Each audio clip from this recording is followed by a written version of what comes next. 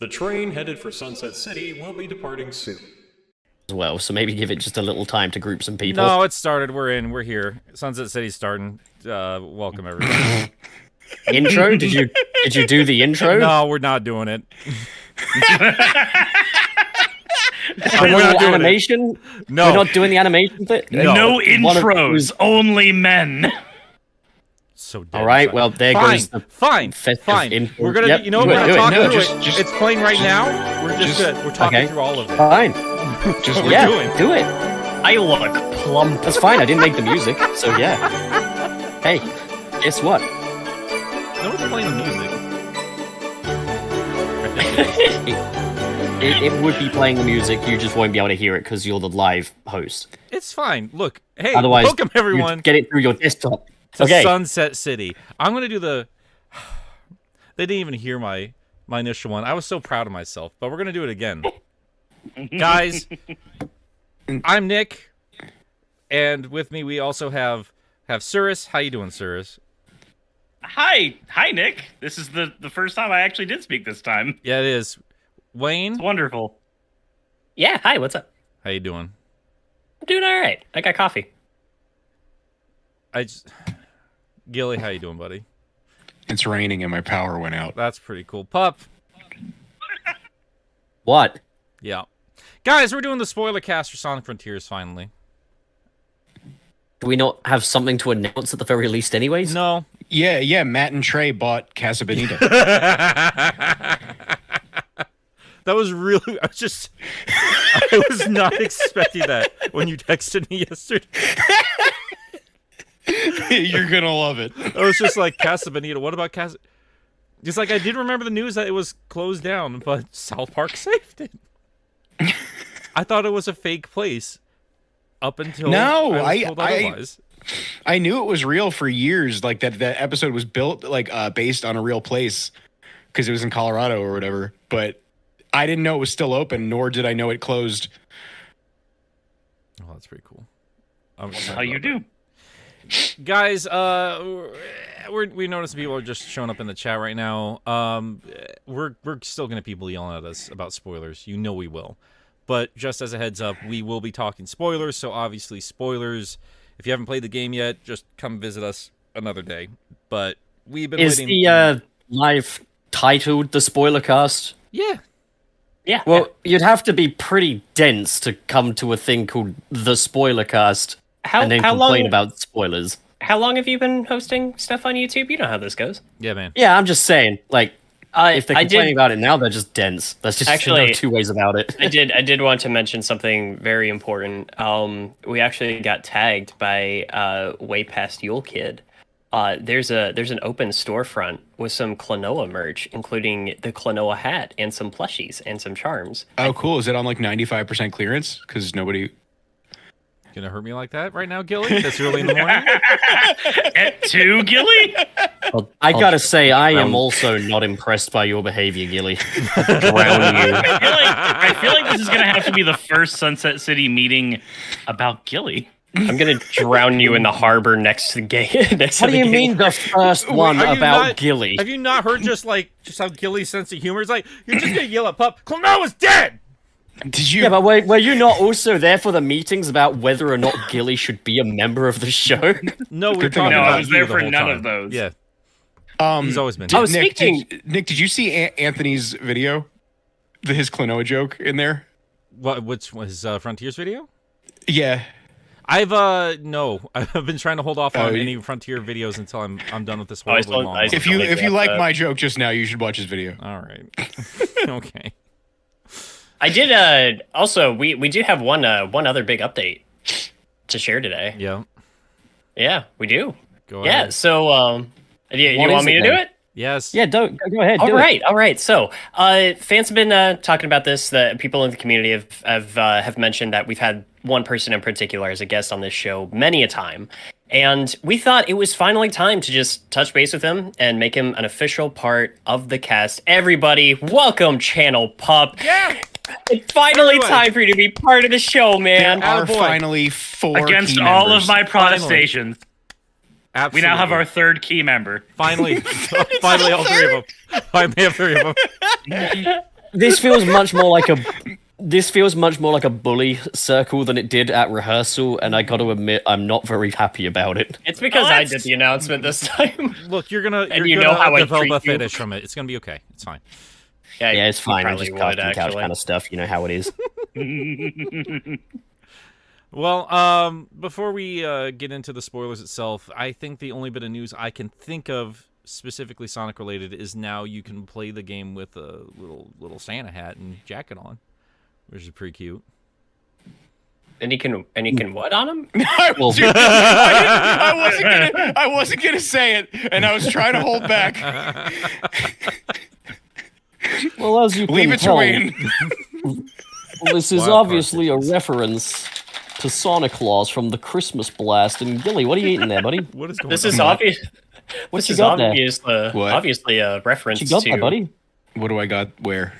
Yeah, what you got there? Hey, rustling. What you got? Oh, it's G Fuel. Oh yeah, you're gonna share it. This stream has been sponsored by G Fuel. Oh, don't do that. Come on, man. Come on. It's time they know. No, if it Come was on. Sonic related and G Fuel, it'd have to be a bunch of content creators nobody knows outside of Gerard. Yeah. Yeah. I still remember Right, that. well- It was so irritating. I didn't know anybody that they were showing with the Sonic G Fuel thing. You guys remember that? Did Fidel get? Was Fidel a part of that? And this was before I think he blew up. I'm pretty sure. Oh, okay. I was gonna say if anybody should be a part of that. I'm Good for pretty Fatal. for not being part of G Fuel. I don't know. I don't know if G Fuel can technically sponsor me because I'm sponsored by a different energy drink company. Probably. Yeah, not. just about- take that opportunity what to about flex Gamer? that other energy drink company in there. Oh, look at me. I'm getting sponsored. You know, I was gonna say, listen, you could have G Fuel where you can get a Sonic like energy drink can, or you could get Gamer Stups where you get your cups like with anime girls on it, which should sound more tempting, but I automatically know Sonic's gonna win that race. There is this there's this one energy drink company that's been talking to me. That might be the one. I don't remember, but they had just like one of the flavors was like titty milk, something like that. Titty milk? Here's Milk! They're finally milk flavored G Fuel. Can you imagine that kind of sausage? Milk? I want this now. Here's my take on these different energy drinks. I'm not gonna say anything bad about anybody because I'll sell out to whoever emails me first. Yep. They'll definitely go back and check Sunset City stuff. They definitely check every single time I upload the same commercial over and over again. It's fine. Yep. It's kind of I don't know, Gilly. I'm not sure if you're much of an anime guy. The Chainsaw Man series. I like some seen it anime. at all? I haven't seen it. I've been watching the new the Shark. Bleach? But they're yeah. All anime's bad. Oh, Oh man. Anyways, anime. so we're going over the timer, so we got to keep to the schedule, all right? So we're moving on to the main meat discussion, the Sonic Frontiers Ooh, the spoiler meat. cast. So yeah, so for 5 minutes, shall we just get our recaps of our overall general opinions of the game going round the table? Who sits I at can't the end believe now? I can't believe they killed Sonic. No, all right, Gilly, I need to tell you about this thing, right? You know what? when I- Actually, though, Wait. Gilly, I They can't kinda believe did they briefly. did that bullshit again. That's what I can't believe. That they did No, that this just same reminds me. bullshit 3 times over in this series. This reminds me, though, of when I was at Nick's and I bought my PS5 and I was showing him you Ratchet shitting? and Clank. Yes, I was. I was showing him Ratchet and Clank Rift Apart, and I was like, "Yeah, I can't believe Clank dies at the end of this one." And he's like, "Does he?" I was like, "I'll never tell." And it became this long running thing of he doesn't know whether or not Clank dies at the end. You told He me doesn't later that know. night that he doesn't. Yeah, but maybe I was what lying. you told me later that night was like, "Oh, I haven't finished it." That's what you told me later. Yeah, and then after I finished it, I was like, "Yeah, I can't believe Clank died." You're such a piece of shit. I saw him beating that. Oh, game. It's a anyways. good game. Yeah, how can you beat it? You haven't got a PS5. yeah. And nobody. I still haven't beaten that game. When are you supposed to get back into it? What, you want me to hop a plane over again? Are they? Dude, just fucking live stream it or some shit. Stupid. What? Shut up. I don't own a PS5. That would require Wait, Nick, brain. you don't have a PS5? I don't. Imagine buy not one- having a Imagine not having a PS5. PS5. Buy Yeah, just one go and then buy write one. it off. I mean, yeah, that I will do that eventually. I don't want a PS5 right now. There's not shit on What there was I can justify paying for that for. I think it was Almost- one But then you'll be Nick. Then you'll be For just them. like me, and you'll be able to have it and not turn it on. What my game plan is, what I'm hoping is going to happen is that they're going to release like a Spider-Man 2 Special Edition console. I'm hoping anyway. And if that's the case, I'm going to get myself a Venom-ass PS5. I'm going to fucking I'm- Well, here's the thing don't- with that. You We've just been need the over plates. this though. Yeah, we've been like you can get custom plates and just stick the plates on the side. I get that, but I also like official stupid I don't merch. think they're Yeah, gonna but the do whole- it though because of the plates. Yeah, They just need to release official plates. It's not Yeah. that hard. That's the thing is, don't stop yourself from buying the PS5 because you're waiting Yeah. for the plates. That's He like doesn't even want the stopping yourself PS5 from- I don't right now. I fucking think want that's the the thing. PS5 right It's like now. stopping yourself just from want buying Spider-Man! a chicken because you haven't got the knife and Give me more fork yet. games You know, of like Spider-Man. so. Anyways, boys, round table discussion. Okay. All right, for 5 minutes. Let's All just right, recap yeah, all right, our okay, overall. all right, okay, okay, yeah, all right. yeah. I thought the game was Stop. fine. Okay. You get Okay. game okay. Yeah, game good. Game great even. Game in top 3. No, In opinion. no. Game, be- game in it might top be in- 3 Sonic games. It might be in maybe. my top 3. Well, It's yeah. not in the objective. I'd or- say yeah, it's in my yeah. top 10 of games so far. I still need to like let it fester for a while longer. It's in my top 3 Sonic games for I definite. think we're on our way to my favorite 3D Sonic game from this one though. Yeah. Oh, the I think best I'm- is absolutely yet to come. I think I'm still like Sonic 2, Sonic Adventure 2, and then I think Frontiers is third. And I think that's only because I have been playing Sonic Adventure 2 since I was a kid. That's fair. Like my top 3 is Sonic Adventure 2, Sonic Unleashed, and Sonic Frontiers, and the 3 of them just kind of alternate on which one's the best. I don't think I can ever like fairly objectively give one because like I'm pretty sure in my top 5 Sonic R is just going to be there just because, and I know better, but I still love I don't it. even rank Sonic games from like that. I kind of need to separate them between like 2D and 3D. It just kind of depends on what So, you're in like- the mood for. They got a good variety there for you. But for 3D stuff, it's definitely, I don't know, in my opinion, it's the best one. It needs to, the idea needs to be fleshed out more, but in terms of just like being a fun game that's like straightforward and not with a bunch of bullshit I don't want to do. Yeah. It's weird, right? Because it kind of is the best in concept, not so much in execution, but I think it has the best foundation out of any of them. It certainly has a really good foundation. My problem though is that I've been here once before with this is the foundation for something amazing. Because like with Unleashed, we had the daytime levels. They were really good. It was okay if only we get a game with just these, and then we did, and it was colors. Yeah, Generations was peak of the boost style stuff as far as I'm concerned. So like I don't know if we're on our way to Generations or what. Like that I mean like I'm never really surprised in terms of the type of game they're going to make because they've been sticking so hard to boost in variations of boost since 2008. So obviously that's what we're going to get going forward. But in terms of quality, it's always just kind of a crapshoot. But I really am thinking Sega is going to look at the numbers from these sales and just the general. I can't keep saying, and I know people are going to get mad at me when I kind of delve into it in my own video. I feel the DLC is just the rest of the game that the dev team couldn't get to before they had to ship it out.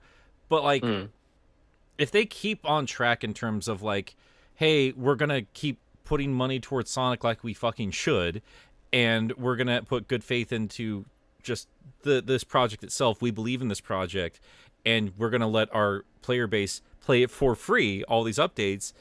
I think we got a good future ahead of us. Like, I think this is a solid foundation. I really do. I got a lot of problems with it, but I'm pretty positive overall. There's a lot of things that have happened since that are worth getting kind of excited about as well, depending on things.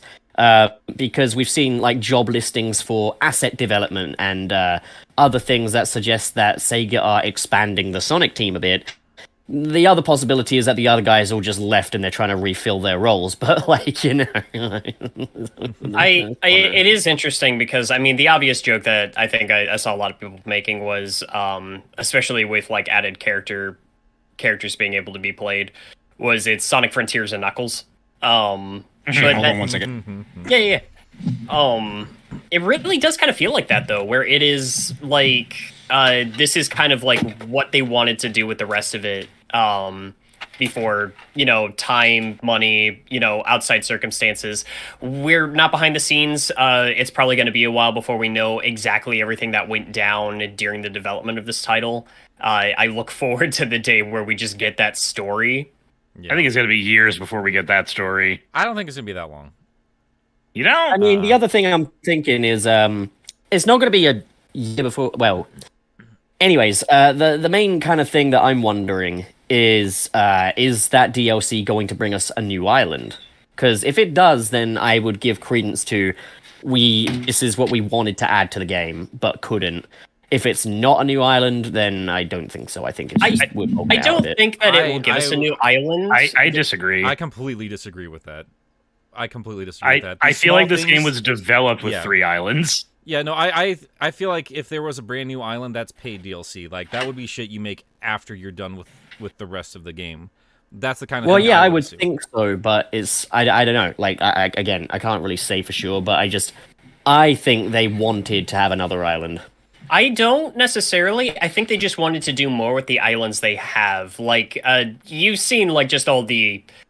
You've seen Island 4, right? There is so much on that they wanted to do stuff with. I don't think we'll be getting another island. I just think that we're actually going to be able to do what they intended for us to be able to do with the islands that are already there. Yeah, maybe. Yeah. I mean, it's all maybe. Like, we can only guess at this point. But yeah, I mean, like I've talked with you guys about it. Like, I just kind of hopped off the towers over on Rhea Island and just walked over to like, hey, there's a whole other section of the island here. Let's go down to it. Invisible wall. Just look over the cliff. This is Kronos Island. Like, it's not even disconnected. It's Kronos Island. It's the exact same thing.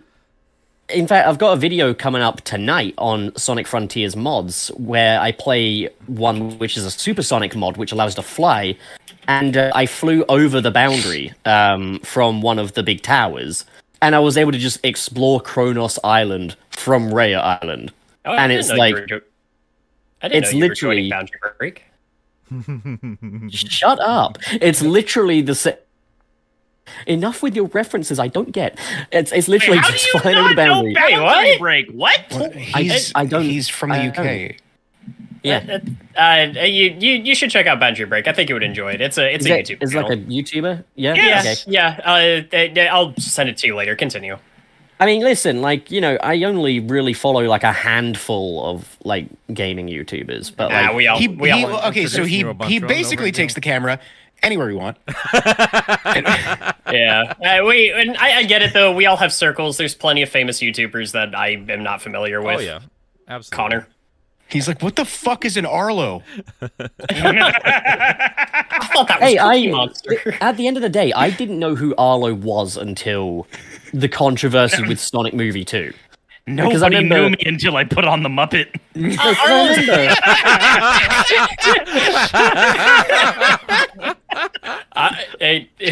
Arlo is lovely.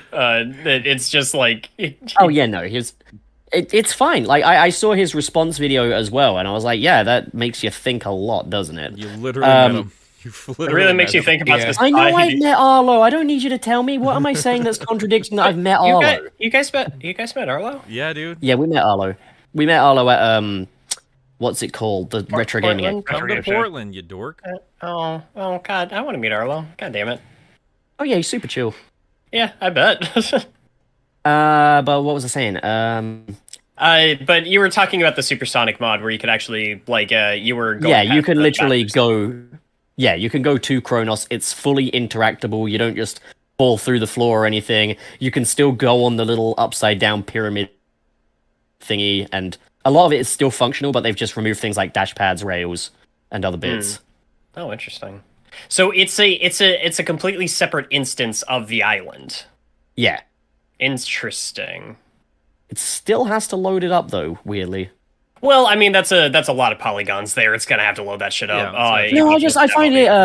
No, I just what I mean is I find it weird that they didn't like, I don't know, slice it off. You know, Yeah, like I agree. so you don't have to load that, but also Yeah. like just so you can actually pretend that it is a separate island. And like, you know, I don't mind, like there are like islands where like the top half has like a different name to the bottom. Like for example, Ireland. The top half is called Northern Ireland. The lower half is called South Ireland. Is it? No, I think it's just called Ireland. If it was called South Island, that would bring about some implications, wouldn't it? Oh, that would be something. Yeah, no, but like, yeah, Ireland is it's a country, all right, or an island. I don't know. Anyways, we should probably talk about the story then, shouldn't we? Probably. Nah. That's maybe a bit important. All right. So the story. This is the story of a girl who cried a river and drowned the whole world. And then she got and then she wondered why she cried, and now she knows, and now she's in a family born of love. Guys, Cream would think this is hilarious.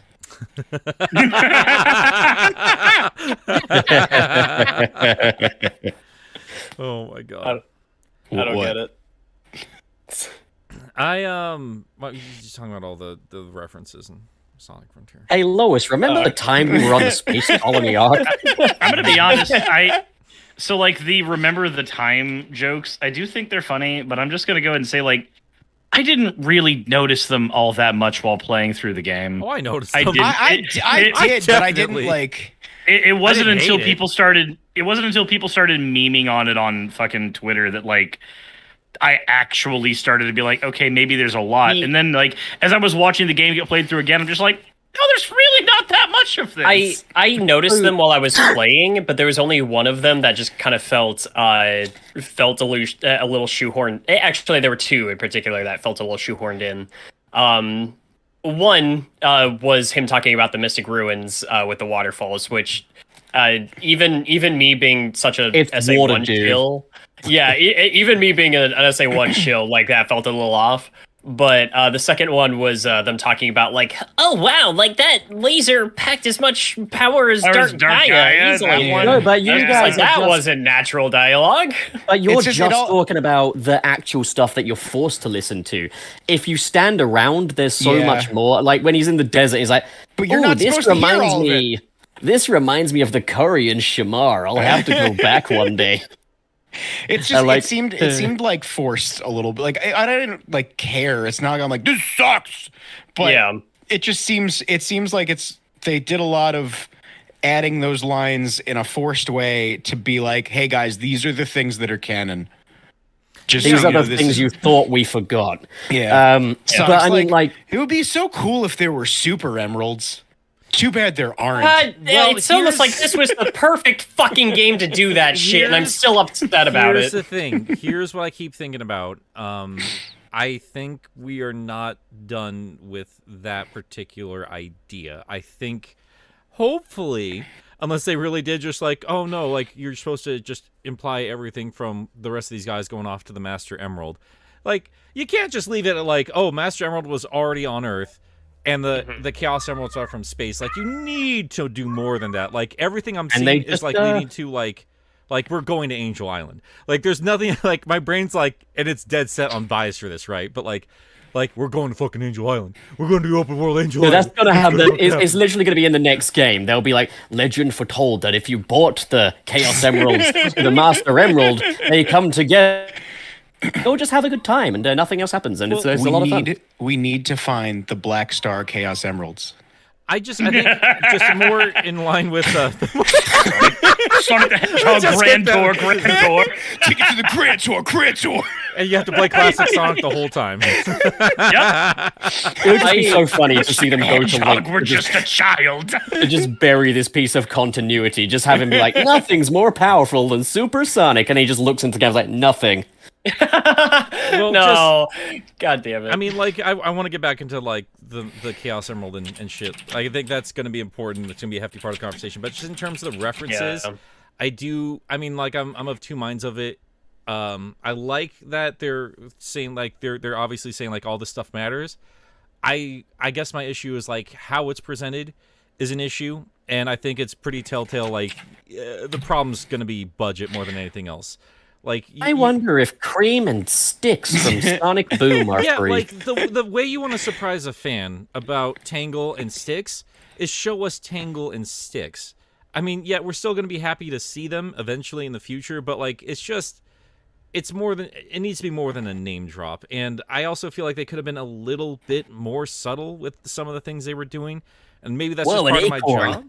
Well, I mean, like, there's the acorn, right? And then there's that reminds me of my ex-girlfriend. Too bad she's dead. But, like, I mean, that's the thing. Like, Freedom Fighter fans are so desperate. Like, that's such a vague thing that even they're like, we'll take it. Like, that's the the thing is, like, when you're going through the Egg memos as well, there's a point where Eggman starts talking about Maria, and he's like, she was apparently pretty special, and I was just laughing my ass off on the plane, because I was just like, she's dead. Oh. I do kind of like, I know we joke about it a lot, I do kind of hope that if we ever go back down that route again, and we start talking about like Gerald Robotnik and Maria Robotnik, I still think that there's some fascinating story to tell there about his research on the Chaos Emeralds and stuff like that. I think Kevin from Golden Bolt like really hit it on the head. While I was replaying Sonic Adventure 2 last night, like the Dreamcast port, like after playing Frontiers, it started making me question so many other things about the implications there. It's like, yeah, having the space colony arc in space, you know, and now we know that the Chaos Emeralds are from another world and everything kind of has like almost a different application to it now. The Master Emerald having control over the Chaos Emeralds, even though they originate from two different places, as far as we know, you know, stuff like that. But I also really hope at some point we can explore more with Maria Robotnik, where there's more to say about her than just the joke that she got capped. No, but seriously, we all you seen that new Pokemon? All need to be in the same place when Sonic 3 comes out, so we can cheer in the cinema together when she gets capped. God damn it! You guys saw that new Pokemon? What new Pokemon? Capsicid.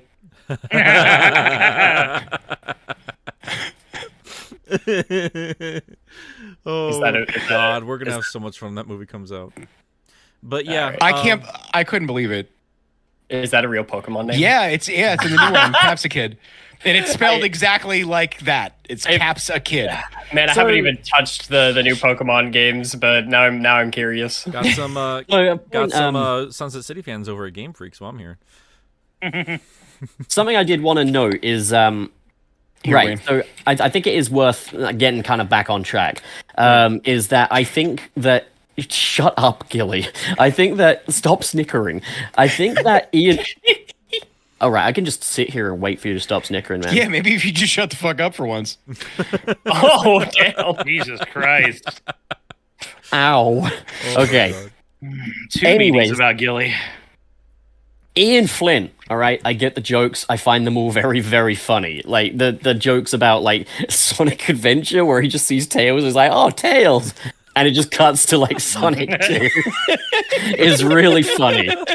But I do want to make a point clear, all right?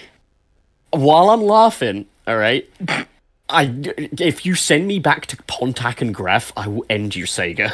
Like, if you take this as the people don't like Ian Flynn, so we're going back to Pontac. The problem is that people can't just fucking see that and then go, haha, that's funny, and we laugh about it.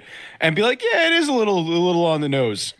Instead, they're like, "No, this is a commentary on the state of Sonic the Hedgehog storytelling." And just shut up. That's the thing is, people are trying to turn. I guess people don't want your opinion on the game anymore. They want to know what agenda you support at this point for the franchise. So if you are criticizing any part of the new writing, it means you want Pontac back and are trying to push it in that direction. Everything you say is going to push the franchise in a new direction, and that's really not the case. You know, there's definitely things to be critiqued in the writing. To be honest, more egregious than the flashbacks for me is, I think, how vague some of the explanations for things were. I still don't know entirely how the Titans work, and I've played the game 4 times now.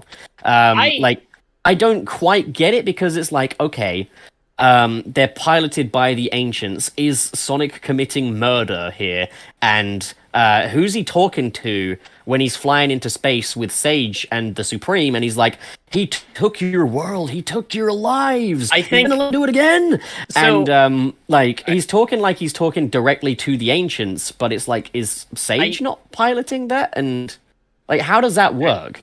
So I still think that he actually is speaking directly to the ancients. I think honestly the Coco and the spirits of the ancients are some of the most fascinating shit in this game. And I've gone on my little like theoretical tirades with Nick in our chats and stuff before, but I think that the Coco themselves are basically just the catalysts of their consciousness, of their spirits. But like their selves were split between the what's it called? Like, you know, the digital one. Digidestin and the regular world, yeah. Yeah. And the Digidestin. And I think like by bringing both aspects of themselves into like one overlapping place is what helps them go to rest. I think that the spirits of the ancients themselves that used to pilot the Titans, because we kind of saw like in the flashback, the End takes over the Supreme Titan and corrupts it. I think that's essentially what happened to the other ones, and they're just corrupted versions, and they just can't control themselves. Whereas the Coco are just sort of like the spirits left to wander, because that's all that those little charms really give them the ability to do. I think that the Titans are kind of like just a larger version of the Coco, and all they have is power and rage to work with, because, you know, everything that they knew was destroyed. So I just wish they were kind of clearer about that, though, you know? Like, well, see, I almost don't want it to be spelled out too much. There's things I wish there were clear explanations on, but something like that, I'm just kind of like, I would prefer to be able to think about it a little bit more and chew on it. I think there's enough information for us to go off of there. So, in terms of like the Titans, what I took away from it, I mean, the Cocos are endlessly fascinating to me. I've got like a huge fucking section of my script just about them. I think it's, I don't know, like the Cocos were really hard for me to wrap my head around. I think it's just because it's more of an Eastern spirituality kind of a mindset, which I'm not super familiar with. I'm not going to pretend to be, but just like in terms of like real world comparisons, they're very similar to like funeral dolls that were buried in just across different cultures. And they might carry an essence of their original owner, so they're kind of like a ghost, but not really. So I think you're right, Wayne, in terms of like just like kind of fulfilling that whole like letting the rest of the spirit rest in peace. As far as the Titans are concerned, what I assumed they were was Eggman re-awoke a bunch of the technology. They're just walking pieces of tech, and Sage, I mean, openly says at the beginning of the game, like she can just kind of direct them towards Sonic, or direct her rage towards Sonic. There could be a spiritual element to it that they're vague about, but I just took it to mean like it's just tech that she's kind of controlling, because they say clearly in one of the cutscenes later on that whoever was manning one of those, or I think 3 of those machines died in there, didn't they? And if those ancients died in the machines, that's a lot of typing I'm hearing. Sorry. But we know also that since the Coco were lucky charms for the ancients, and we know that the ancients took those lucky charms with them into battle, if an ancient died in a tech, their Coco or in a mech, their Coco would still be in that mech. You know, we know stick. So you know, there's the theory that Chaos is just corrupted Shao, effectively. Well, what if the Titans are corrupted Coco? I mean, how could the Titans be corrupted Coco when the Titans were built before? Well, the Titans are piloted by a corrupted. Okay, angry that's Coco. different. Well, that's kind of what I was talking about. That's sort of exactly what I said. Yeah, that's why I was saying like that. That's why I was literally saying that all makes sense, because we know the pilots died with their Coco in them. Before you take it personally, you know my situation, right? Oh, fair. But yeah, no, that's kind of the note I was hitting on. That's kind of what I took away from them. I just I think my thing again, there's stuff I don't want more explanation on. That's kind of one of them. I kind of like the little air of mystique that the Coco situation has. Because it kind of lets you do some active storytelling like in your head just based off of the clues that they give you, versus stuff like Sage's relationship with Eggman, where I feel like we were supposed to get more out of 100%. that than, because like don't get me wrong, I still felt something at the end with that. I still really like Sage, but I felt like I was supposed to connect with that relationship more than I did. And I think that the major flaw of that is really, really apparent when she's having her little sequence where she starts crying listening to Sonic and Tails. It's so fucking funny. I was sitting there like shit. That moment gave me that moment made me cry on stream, and then I just got pulled out of it. Yeah, I it's thought like it was the stupidest shit. I thought it was dumb as fuck. I was with it because you don't have a fucking heart, but that's fine. I was with it when she was like when she was sitting there listening. Apparently. Yeah, I know, right? I was with it when she was sitting there listening to Sonic and Tails talk, because she was processing a genuine connection and friendship and love, essentially. And I was with it there, and when she started crying, I felt something. And then they got into the weird ass fucking like music track that they went with for that, and then they tried to do flashbacks of her relationship with Eggman. It's just them like talking in cyberspace. And that was the part where it lost me, and I was just like, "What the? You guys did not do a good enough job." Like, was shit. Like this. I mean, this is I'm 100% on board with what you're talking about. I think you're talking about like what we can pick apart in terms of lore versus what the story is doing in terms of character building. Like those are two entirely separate things. And like in terms of like trying to pick apart this ancient culture, like they should have done a better job, in my opinion, in terms of like trying to pick apart what's going on in terms of the environment. Like shit that, like, I'm sorry, everyone's gonna get mad at me, but stuff that Zelda did, pretty fucking good. The things that that From Software just does, like they just know how to do, period. I would have liked more of that, because like they're so strange about like what they spend their time just sitting around talking about, like getting into huge detail about little things and pieces in terms of like they literally even explained the HUD.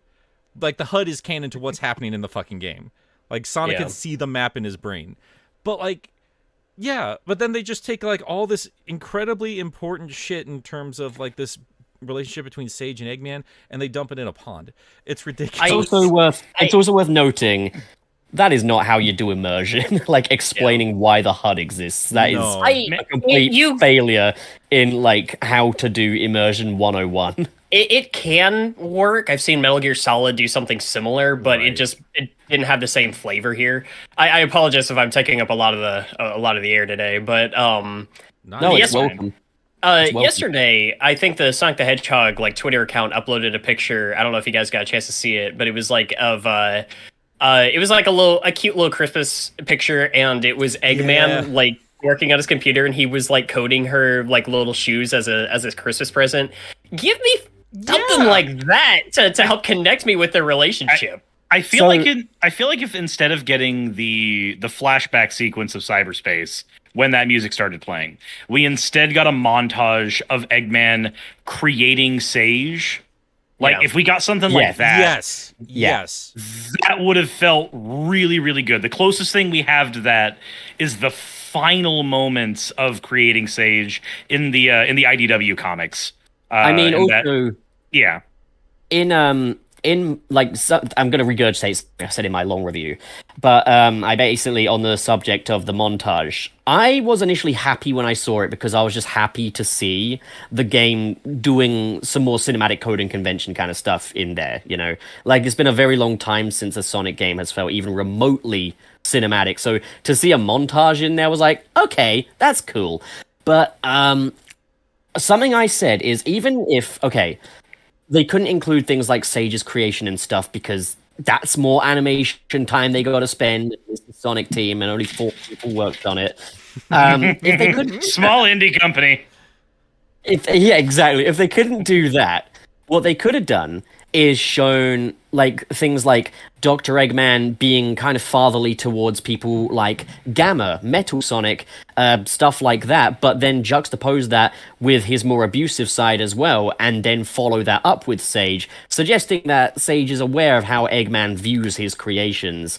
Yeah. And it's like more kind of the cyclical thing. I even did a little edit of it in the video, so anyone that's seen that will know what I'm talking about. But like, yeah, that's kind of a way I thought they could remedy it. If there was any time to like flash back to a scene from, say, Sonic Adventure 1, it was that, with him like speaking to Gamma and Beta for the first time, and exactly how he viewed like his precious like advanced creations, and then like you said, juxtapose that with like how he treated Sage, where he was legitimately fascinated by her because he created her, but a lot about her she was developing in ways beyond how he designed, and that was something he admired more than just was proud of. What's frustrating for me in terms of the themes of this story, there are heavy metatextual themes in terms of like, I think the state of, as Gilly eloquently put it, the state of Sonic storytelling and these characters, and I thought they were handled, I'd say character by character, more often than not pretty well. But in terms of like the importance of life, regardless of where it comes from, and artificial intelligence, like these are themes that Ian and a lot of Evan too have already been playing with for 5 years and over in IDW. So these are well worn. Like I know Ian has said like he didn't intentionally, start working on Sage while Evan was working on Bell. Like that was just a coincidence. But at the same time, like the way Sonic and Pals are written now, like IDW really is just like a extra bit of content that really kind of helps play into the themes of this game, that I do feel they fall a little short, but I don't think it's really the fault of the scriptwriters. I feel like they were really trying to get to those points. It is one of those things, right? Like it's like the references. Like I'm more thankful for the things that are here than are not. Like the egg memos, I really wish they were implemented better. Like there's 100 different ways they could have done it better than what they did, but I still like that they are here, and I really, really hope that some of these updates here give us some like extra little bit of an ending. Because like if there's any place to really like hammer home what Sage means to Eggman, if you're not gonna show the creation of Sage at the beginning of the game because you're so focused on this fucking mystery, then show it at the very end when she's about to die. Show like this flashback to like her coming online, and then Eggman being like, whoa, and then like them just meeting, and right before her death. Like that would have been, there you go. They get the waterworks. Sonic fans would eat that up for ages. Just look at that. Just like, like the other thing, the time they shot that girl. And I think the DLC could address this, because as we know, we're getting new playable characters and stuff like that. Tails. Okay, so I think my favorite story stuff happens on Chaos Island and happens with Tails. I do like the fact that they have addressed that he's got kind of a self-esteem problem. Like, I'm completely fine with them adding that layer to his character. It takes something that is bad about previous storytelling, but it turns it into a new layer for the character that they can move forward with. And it's like, it's better than just saying it never happened, and it's better than just kind of ignoring it, I guess. In my opinion, anyway. My problem with it... Oh, go on, sorry. Sorry, my problem with it is Tails is all like, I want to do something heroic and stuff. He never does it, though. Like, not in this story anyway. They kind of set up that he might do it at a later date, but I feel like it would have been more satisfying if maybe during, like, I don't know, maybe during, like, the night boss fight or something, Tails is able to hack into, like, the cannons on the, Chaos Island and start shooting some lasers at it or something. Cool. Yeah. Because he says that there's cannons and stuff around, and I'm a cyberspace thing. I can kind of go into these things. So the idea that we know that that like Knuckles interacts with Sage, so like we know it's possible. Yeah, 100%. Yeah. I was interested in the fact that they kind of set up like.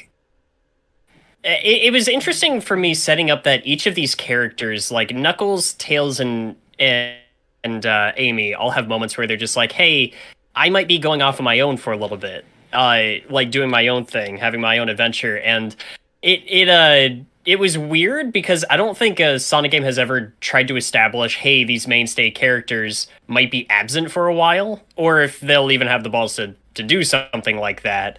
I hope they'll go through with it. If we get the next game, it's just business as usual, I'll be pretty disappointed. What was it? Well, not like they've been very present in terms of gameplay, so it's fine. Maybe in terms of gameplay, but in terms of story, like, it still matters, But, like, yeah, if it is just business as usual, Tails and everyone is along for the ride next time, it's going to feel like a cop-out. I would say maybe forge a new cast for the next game and have the OGs come back at the end, maybe, Like, so I would say, ideal cast for, like, a Frontiers 2 would be, like, Shadow, Blaze, and Silver, Well, Yeah. Before we move on too far from it, just on stage and everything, Gilly, you've been pretty quiet. Do you have any kind of thoughts in terms of like the characters and all this shit? Knuckles and Sonic were which should have made out. They gave each other the eyes. No, they are were giving each other bedroom eyes the bedroom entire eyes. time. Like, and there's that bit where he's even like, anything to get you away from me, and they stare at each other, they lock eyes. They have a close-up of both of their eyes. It's literally directed and edited the way you would set up a kiss. If Knuckles' model was swapped out for Amy, everyone would be like, "Oh my God, there it is!" Yeah. Yeah. I honestly bet the scenes with Suckles, yes, Suckles. the Suckles. I want to say. Suckles. Sorry, So many people were like, it's Sonux. Why would you say Suckles?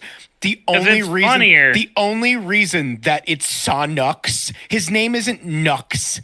That's a nickname. His name is Knuckles. The only reason that you're saying Sonux is because you went out of your way because you knew it was Suckles and you didn't want to name it Suckles. So you named it Sonux. Wait, in Sonic Prime, there is a version of Knuckles named Nux. Yeah, So, but there's nothing actually- going on, but there's no flame there. The only reason There's no flame there. the only They'll reason find their it's flame. the only reason it's Saw Nux is because you're fucking cowards. Yeah. The only what reason it it's is. Sonux is the same reason that Cucky isn't Cucky anymore. I mean, Suckles, I'm sorry, but like, it's not only it sounds better, but it's also just it's what they're gonna be doing. Hilarious. It's fucking It's what hilarious. they're gonna be doing. I mean, he's got like 3 of those things down there, so it's fine. Sonic, and the game is Sonic and Knuckles. Sonic and Knuckles. Suckles. It's right there. Suckles. It's so easy. I was playing a mod Knuckles the that hedge. puts Sonic in a little cowboy outfit with a cowboy hat and stuff. And when we get to any cutscene with Knuckles, I was just like, Brokeback Hill. Bless their hearts. I did the Sonic and Knuckles scenes actually were like some of my favorite in the game though. Yeah. No, you It's guys like really the best loves they've the done hell out of Knuckles that in a- character. Yeah. I really liked the I can't lose this right after the. Oh, dude. Yeah. Oh, my Yeah. heart. Dude, okay, so you guys were in the car with me when I reached that scene. I think y'all heard me start tearing up at that because I was just like, oh shit. It was like that and the fucking salute that they gave the little soldier Coco. Yep. That shit broke me. Fuck the Coco. Oh, my poor boy Knuckles. Oh, my sweet boy. Look, they're already dead. They're already dead. Fuck them. I don't care. I was just It does Knuckles. You can't lose. it this. does it does still have one of the funnier instances though of the Ian Flynn meme syndrome where it's just like it flashes a shot of like Angel Island Act 1 and is like this wall is just like that wall on the other place. It's just like the ruins on the island. Which ones, bud? And he says I can't this the lose place? this. He says I can't lose this directly after that same flashback again. It's like, I can't lose this like the time I chuckled at Sonic smacking emeralds out of him. I made a joke about it in my Prime video, but I was just like, I mean, like they showed the Hidden Palace in Sonic Prime, and I made a joke in the video. I was like, why didn't they just swap out these scenes? Like, Yeah, because like, so imagine if that island had ruins similar to the ones that were on, that were in Hidden Palace. Now, on the one hand, I kind of like again, with the Master Emeralds seeming to have different origins than the Chaos Emeralds, and we don't know how much of the like Angel Island architecture is really because of the ancients and stuff like that. I like to think that the Echidnas definitely did have their own cultural impact on the way that that island is structured and the way that it's laid out, its architecture, all that. I kind of like I really do like Knuckles having that I can't lose this moment, but I'm gonna be honest, if that little flashback had not shown up there, I would never have thought, oh, those ruins look exactly like the pillars on the wall of Angel Island. I thought they look nothing alike. I mean, I immediately made the connection when I saw that, because I was running around the island before that. But I was like, this clearly looks like the Master Emerald Shrine, and there even is a point. I don't know where it is. It's not even near that spot where I triggered it, where Sonic says, "Well, that really reminds me of like a broken Master Emerald," or some bullshit like that. I'm like, thanks, game. Spell it out for me. Like, I mean, Trump wants to build a wall? You mean like the one on Angel Island? I mean, again, they build walls there too. Like, most everybody who's playing this game, though, especially with the sales as what it is, are not diehard Sonic fans.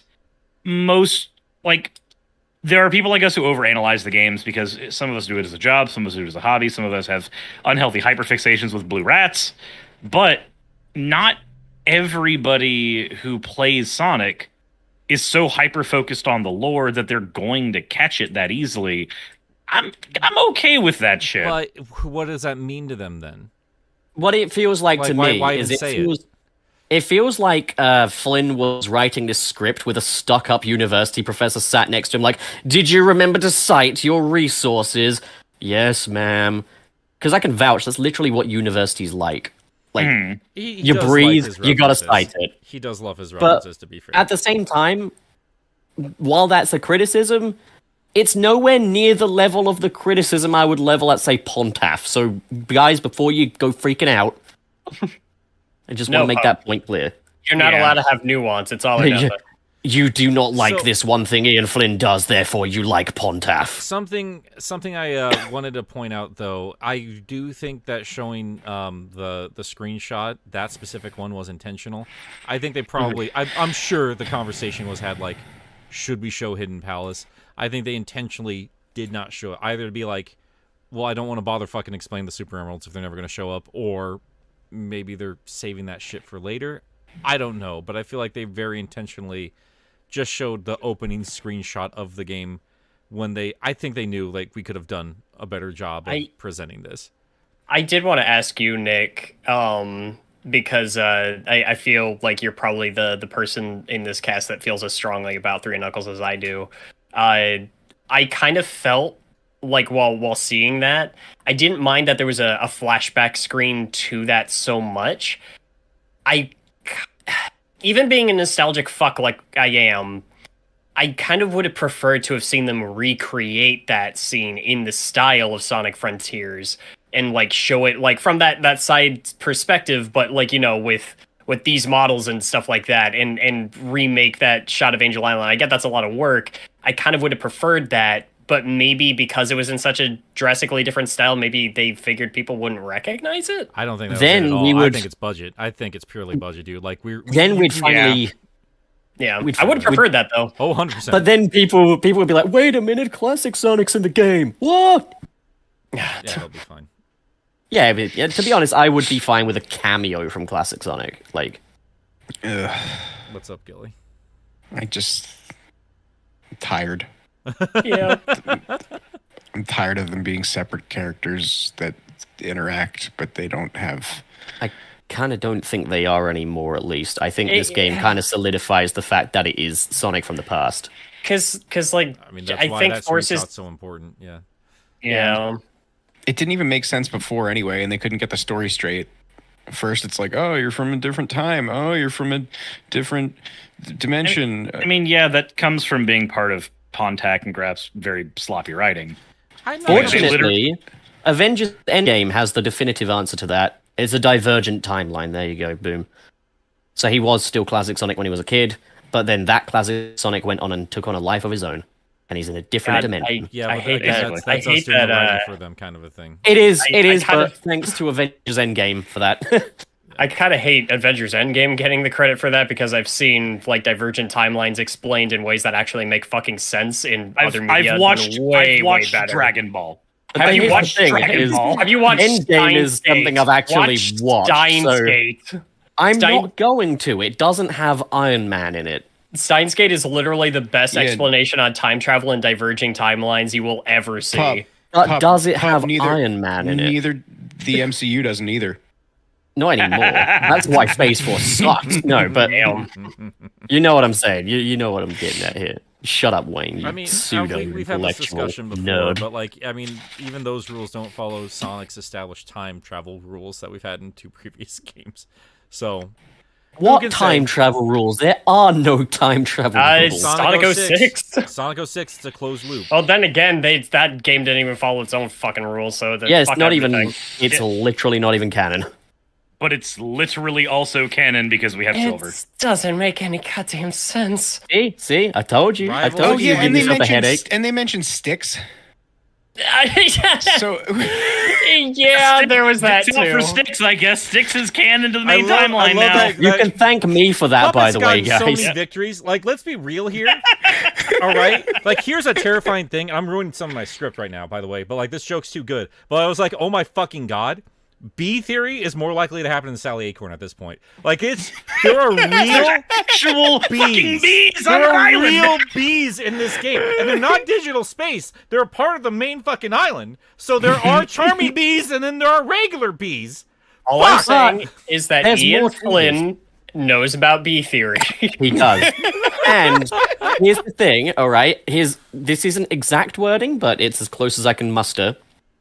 He likes the bee theory, just doesn't think it should be bees. He was you know? very. He was I like, think look, buddy. I think he's just being Wasp as polite as theory. fucking possible. I think he gets Listen, very used listen. to just. listen. Okay, all right. All right, thanks for doing as I asked. Anyway, proceed. No, I'm good. I was just gonna hurt your feelings some more. I'm good. Show's over. That's it. All right, close my it. fucking Close it. God. No, so here's the thing though, we see realistic bees, but we also see a realistic crocodile as well when you go fishing, and Vector exists. So, Two Worlds theory maybe making a comeback? My assumption there. This is, and again, like ruining more jokes. I was like, maybe this is what alligators look like versus crocodiles. I think it would have been so funny as well if during one of the fishing missions you can actually fish out Vector, and when you get the little victory screen of Big and Sonic smiling, Vector just like walks off looking all annoyed. But this is why I hate Earth as a setting for Sonic. I fucking hate this shit. it's because it makes no sense, and it's No. like you have all these Sonic characters, but also regular animals. Like there's a fucking seagull. That's what seagulls look like, and this is what It's hawks also- look like. It's feel like- worth noting as well, though, continuity-wise, if we want to talk about different worlds, having the one-world theory also buggers up Sonic Unleashed. Because, okay, since Eternity, the Chaos Emeralds have needed to be popped into the temples of Gaia in order to restore the Earth. This is not something that happened once. It happened loads of times throughout the ages. What the hell did they do when the Chaos Emeralds were still in space? Wait, but Did if you it, just happened, if it happened loads of times throughout the ages, did it necessarily have to happen at the beginning of the planet? And also, Yeah, he couldn't literally couldn't says since the beginning of the planet. Literally says and that. So in terms of written history, sure, but we don't know exactly when the ancients get down in Sonic Frontiers. Yeah, when they get down. The We also- ancients easily could have gotten here well before written human history, and as a result, as far as written human history is concerned, we are always living in a world where there were Chaos Emeralds as far as human history is concerned, but the ancients could easily predate that. But then did- how did I- the ancients land on a fully formed Earth? Should it not Well, have been in they pieces? didn't land on What? it. They were dragged down by the Master Emerald. Yeah, You know and what I mean. also, They still and also, land, what do you mean- know? and also, humans appeared on a fully formed Earth too, right? Like we naturally. but that's the evolved. thing I'm his saying point is- like What? his point is like if the ancients showed up before all of this, like if Dark Gaia was always a part of this planet, why was the planet fully intact when they showed up? It could Look. easily be the fact that there was no such thing as a Dark Gaia until the Chaos Emeralds literally brought chaos and a giant corrupted being that is perceived differently by everyone to the planet. Let's also establish that these are interdimensional spacefaring beings that have probably hopped around from place to place more than once. We also know that the Chaos Emeralds kind of like to scatter on occasion. All we know is that the ancients brought the Chaos Emeralds with them and had them in their possession. That is all we know about the Chaos Emeralds and their origin. We do not know that was where the Chaos Emeralds like started. They could have come from Earth. No. Sage confirms that's their origin was the ancients' homeworld. Yeah, the ancients use them to power all kinds of garbo in where they live. We don't even know if there's technically only 7. We don't know if there were more on their planet and they only brought 7 with them. We don't have that information at all. So and it would have been so good. Sorry, if like when they it would have been so good if when the ancients arrived, Earth was just in pieces, and it's just like, why does it want us to come here? And then they have to just put it back together again. Yeah, I think it's. I'm sorry, go on. Well, I mean, Phil's saying in the comments here that Flynn mentioned in the recent Bumblecast that they're gonna retcon some stuff to make the narrative more coherent. I mean, this again, like this series is not above a couple retcons here and there, so I assume they'll probably say something like they've established Dark Gaia as a thing, so like the important parts of Sonic Unleashed are still going to be there, but they're probably gonna put something like, well, Dark Gaia probably was popped into the planet at some point. And that's no different than what we've had in other long-running franchises. Like, Star Wars has done this a billion times, where they're just like, hey, Darth Bane's canon. Look at these books about him. Also, he's not canon. Also, he's in the Clone Wars series, so he definitely is canon. But all the information about him totally isn't. But he exists and he talks. Like, it's just a normal thing for long-running series to have these kinds of retcons. Even Dragon Ball has a shit ton of retcons in it. And honestly, that's I because think Toriyama writes like a crazy person. Toriyama writes like he's on meth. Yes, I understand that. I think I do honestly think though that like kind of like Cirrus, like you were just explaining, it's really easy to come up with a reasonable explanation for the Dark Gaia thing that can retcon or maybe add new context to the material that we thought was true before, without like getting rid of what really mattered about it. Yeah. I mean, I do appreciate that we have somebody like the Twitter wouldn't shut the fuck up about. We're like, oh, you should apply for this job. Like, they're gonna have somebody there just kind of help organize the lore, which sounds like a fucking miserable job. So why does anybody like, oh, I could do it? No, you can't. They're not here to flex your Sonic knowledge. They're there for organization. But the point is that job's happening. Also, because Sonic community, you're the reason nobody would actually want that job. Because who's getting filleted on a daily basis for the decisions that you make? I mean, yeah, everyone just yells at the folks running the social media, so bless their hearts. They're fucking Shall we, do we have any more, like, questions or discussion topics about the story before we look at the other objects? I mean, we've just been jumping around, like, references and a couple of the character interactions and stuff like that. I'm kind of curious, for all of you guys here, did you have favorite interactions with the characters? Because I feel like the overall story was a little weak. I thought it was a little bit too thin. And I think they're trying to say, like, we're going to be putting more story forward. And they better, because we have plenty of reason to doubt that. But I'm really hoping they expand on some of the stuff they introduced here. But in terms of the little bit of interaction we had with the main cast, did you guys have any favorite interactions or anything that really stood out to you? I absolutely have a favorite. And funnily enough, it's the cutscene that precedes the Sage montage. It's the bit where Tails is like, yeah, bye. It's just like, you know, the solution is for me to get away from you, Sonic, so I think I'm gonna go. Amazing. No, but seriously, that scene was actually really kind of touching, and like, there's kind of a big sense of weight to it. It's like Sonic and Tails, you know, getting ready to part ways. Tails is kind of growing up a little bit, you know, like, yeah, that feels kind of warm, and like their friendship feels very genuine. And yeah, aside from that, any scenes with like, you know, Sonic and Eggman together in the latter part of the game were a lot of fun. We needed more of those. I'm gonna be perfectly honest. It's a bit weird but my favorite interactions in this game are not the interactions I think are the best. I think the best interactions in this game, hands down, are Sonic and Tails. But I think my favorite interactions are the ones with Sonic and Amy during this. There's a completely different disposition that Sonic takes in this game with Amy than he does with anyone else in the narrative. And this is probably one of the first times outside of the comics that I've watched Sonic and Amy interact multiple times in a single narrative without me face palming once. Without me having a moment of like, okay, can we get on to it? I get it. I know what this character's about. I know what they're gonna do. They do it every time. Like, there's a huge difference this time around with Sonic and Amy's interactions, and they have a lot more of them in this game than they do in any other one for the most part. It's been nice to see, honestly, the way that Sonic and Amy act in pretty much every level of material. I want to say starting with like Sonic Boom, has matured.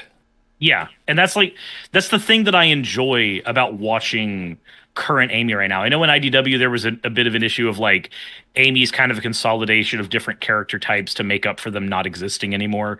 But the version of Amy that exists in Frontiers, I really do like. And especially with some of the hidden things you can get by standing around certain places in Chronos, where you can get like Sonic going, hey, I kind of wish that I had been more honest with Amy about how I felt sooner. Oh, I thought that was cut. I thought that was just something somebody found in like on the cutting room floor. Yeah, I've never actually run across Not it. sure. I think it. Okay. I think it might have been. But yeah, no. He says, "I wish I made my mind up sooner," which means that there was at least some consideration for Sonic reciprocating.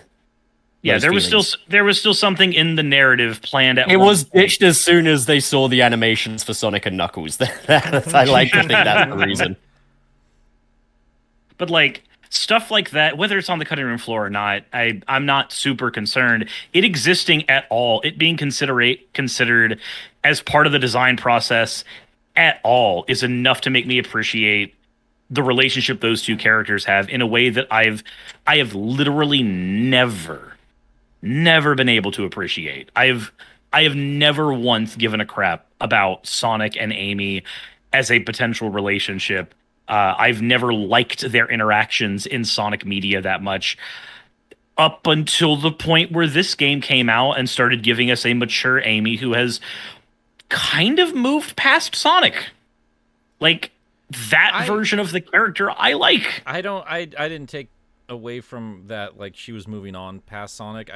What I took away from it was like this was a really hard choice she had to make because she dearly loves him, but she understands like she can't just focus her entire life around somebody who is not going to reciprocate those feelings in that way, and she's going to go out into the world and I don't know, like, I mean, it was as vague as possible with it, like, spread that love or whatever, like, all right, you have fun there, Amy. You live it up, bro. I'm going to go screw around. But, like, I don't know, I found her kind of accepting, like, I can't wait around for you to kind of make up your mind about whatever this is. I'm going to go find myself and, like, see what happens in the future, but I don't know, I think that's a healthy message to take away from Amy specifically because of her history as a character. I love Amy in Adventure 1 and 2. I still love that kind of Amy, but like I do think we see the most growth in terms of a character with her specifically because the way they talk in this one, they talk like an old couple, or at least like they've known each other for a long time, and I think they've been through the ringer. And I think there's something sweet in terms of like looking at Amy from this perspective because she doesn't love Sonic just because he's a cool, flashy hero or anything like that. Like she's shown over and over again, like the more she gets to know him, and even when she just straight up challenges him, like that's something we haven't seen. Or maybe we have. I can't remember off the top of my head, but like not in the games.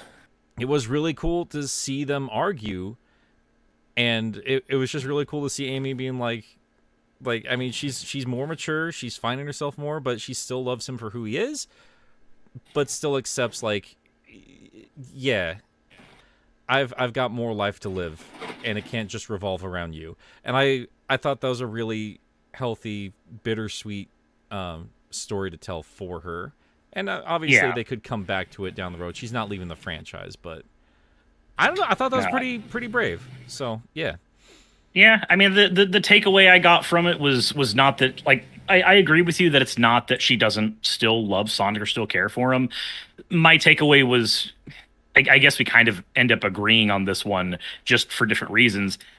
My takeaway is she is moving on from Sonic, but it's because there's that moment in IDW where she kind of has her shake the head moment trying to pin Sonic down one last time and goes, actually no, if I were to pin you down, you wouldn't be the person I fell in love with. You go do what you've got to do and keep on doing it. This is kind of more solidified in there. None of it has to do with the fact that she doesn't want to be with Sonic anymore. She doesn't like Sonic. It has everything to do with the fact that the person who Sonic is and the person who Amy is, as far as long-term relationships are concerned, are incompatible. And I think she's coming to terms with that part a little bit. And not because their personalities don't mesh, but because literally, circumstantially, Sonic will never be around. Yeah. No, can't disagree with any of that. It was I don't know, very very interesting look at her perspective. I mean, we've already kind of gushed on Knuckles a bit. I think there's a lot more to go in terms of like Angel Island and everything. They keep alluding to more mysteries of the island. Gilly, did you have any favorites outside of them just giving each other the doomy eyes? No, not really. That was like, because I mean, besides the fact that it was definitely gay, I like that. Like, those were the interactions that I liked most, probably, like Sonic and Knuckles. Because I mean, Sonic and Tails, I get what they were trying to do, but I didn't really care. I wasn't really feeling what they wanted me to feel from it. As far as Amy, I don't like Amy as a character. So anytime that there's interaction with Amy, I don't care about it. Fair enough. I think that I think that the Eggman and Sage thing was kind of cute, but like it also I want to compare this to something else, but I can't remember what it is because I've said this about something else before. But it's like they wanted me to care more than I did, and they assumed that I cared more than I did. Like Fair.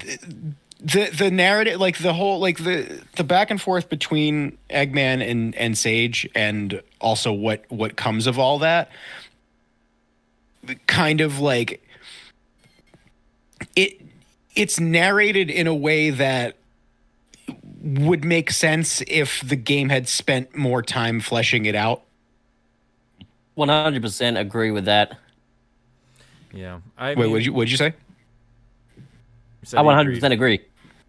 Yeah, it's just it would have, I would have cared more about it if they tried harder to make me care more about it.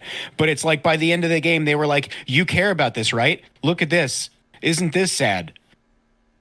But it's like I didn't spend enough time with these characters to really, or viewing these characters' relationships to really have any kind of attachment to it. Yeah. Well, that's fair. Yeah, I mean, like, I have wondered about that. Like, if you're not completely obsessed with these characters, like, does the story have any kind of impact? Yeah, I kind of already said earlier, my favorite are the Knuckles and Sonic interactions. I think that I just, this is the best that I've seen Knuckles handled in a game in a long time. Yeah. And I'm glad that the material from the rest of the franchise is kind of starting to catch up with the games a little bit, and we're starting to see just better handling for each character. It's why I kind of worry about, like, we have such a huge cast. Eventually, we're going to have to get back to the rest of them. And are people going to be flanderized and simplified again? Are we going to run back into the same issues? I'm hoping that everybody can kind of hold back onto what makes those characters and how they interact with Sonic and how they kind of like feed off of each other. I hope that stays. I've been getting so tired of stupid Knuckles. Yeah. Yeah. I'm tired of stupid Knuckles. And I like I like the Knuckles we have in this game a lot, especially the freaking like the moment where he just instinctively gets in front of Sonic for the Sage Blast and like, oh, that actually worked. That's good to know. He reminds me of like Sonic Adventure or Sonic Adventure 2 Knuckles, but with more energy. Yeah. Yeah, and that's something I'm really happy about. I think that even just that prequel animation that they released with Knuckles was honestly all I needed in the world. It brought back so much of what I've wanted in this series for a long time, and it's just good to see. I'm living for making Sonic Adventure 1 and the things that made it special to me relevant again, but I also we can't dwell on that for too long. We still need other things that need to be addressed in this franchise, and we still need the franchise to do plenty of its own thing. I still think we're going to be focusing a lot more on Angel Island and the Master Emerald and all that stuff. I would hope so anyway, because they alluded to a lot of very important new bits of lore. So hopefully in future games or in some DLC they'll expand on that. But yeah, I mean, we still haven't talked about the end boss fight or the ending itself or any of that. Yeah, ending itself is abrupt as hell. It just stops effectively. And then it turns. Why is the game turn into Undertale? Yes. Undertale Ikaruga, the blast fight in Frontiers is just the last fight with fucking Azrael. But yeah, that's what I mean. It wasn't even just people compare it to other things, but I'm like, no, it was literally Undertale. The whole vibe was Undertale. Yeah, even the whole the boss is having a conversation with you through it, and it's about and it is literally about your presence. That whole part where it's you have fought gods.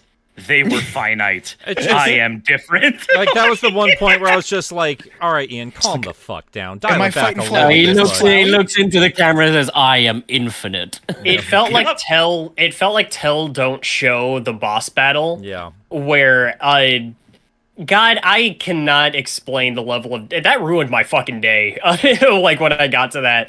Because I think the rest of the game does a really good job of just amping up. It's why I liked the somber tone. It was building up this is a serene, beautiful place, but everything feels sad. There's ruins everywhere. This was a whole civilization. There's a history to this universe that we have no idea about, and it all centers around this creature that's literally called the End. That shit's hard. And it sounds like the Magic 8 Ball from SpongeBob. Yeah. Can I have something to eat? No. And I think my favorite summary of that was somebody was the final boss is literally just somebody calling Sonic a cuck in 30 different ways. Or not the Magic 8 Ball, the Magic Conch, Shoops. Yeah. I know what you meant. Yeah. And I was just man, the build up to what this threat could be was so good, and then you fight it and it's a fucking rock. And you know what? The explanation for that bothers me too, because apparently the End is supposed to be perceived differently by everybody who sees it, okay. and we do not know how Sonic and Sage perceive the End. Apparently, the End we see is the End perceived by the players, and I don't understand how any of that makes any fucking sense. This is the Emperor's new clothes of end bosses. Yes, it's one of those things. The boss looks cooler to Sonic. Don't worry, guys. They've said, they've said that as a behind the scenes thing. It's another thing where it's there's no evidence of that in the game whatsoever. But I saw somebody say the moon from SA2 was pissed and came back for revenge. No, so one thing I do want to say is the idea of Sonic taking on a really angry planet is just awesome, in my opinion. The idea of you usually have a big beastie or a big robot. It's this time you got a whole freaking planet. It's okay, awesome. But I wanted to fly up to it and punch it and stuff that. I wanted to side loop that. Why can't I side loop yes, that? Side looping that would have been cool. Or even having a bullet hell where it plays still in 3D like Supersonic, but now we're on this top-down thing. And I remember my reaction when I first got there. I was like, It's the hacking mini game. Oh no, it's the final boss, isn't it?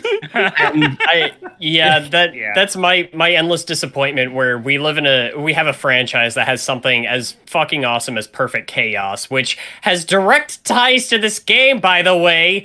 And the most imaginative final boss we got was a fucking rock. Now that being said, we do know it's not a boulder. It's like if the final boss of BioShock was just the pipe minigame. Yeah, but like, That's so perfect. Fuck, that was perfect. I have such like mixed views on it, though. I gotta say, like, here's the thing. From the standpoint that I thought the bosses in this game were the highlight of the game, one of the highlights of the entire freaking franchise, to end it on this, and you're shooting little discs that are just little PNG circles. They're not an immersive element or anything like that. That's a letdown, but I will say I still kind of like it. I can't put my finger on it. Like, I think mechanically, it's all very intuitive. I even like the SAS talking from the end. I love the music. Oh, the music is great. But, like, it's so weird. I'm so mixed on it. The SAS talk pissed me off, because it was like, wow, I want a reason to believe this, not just being told, this is how cool the boss is, trust me. That's what it felt like to me. It was compensation and nothing else.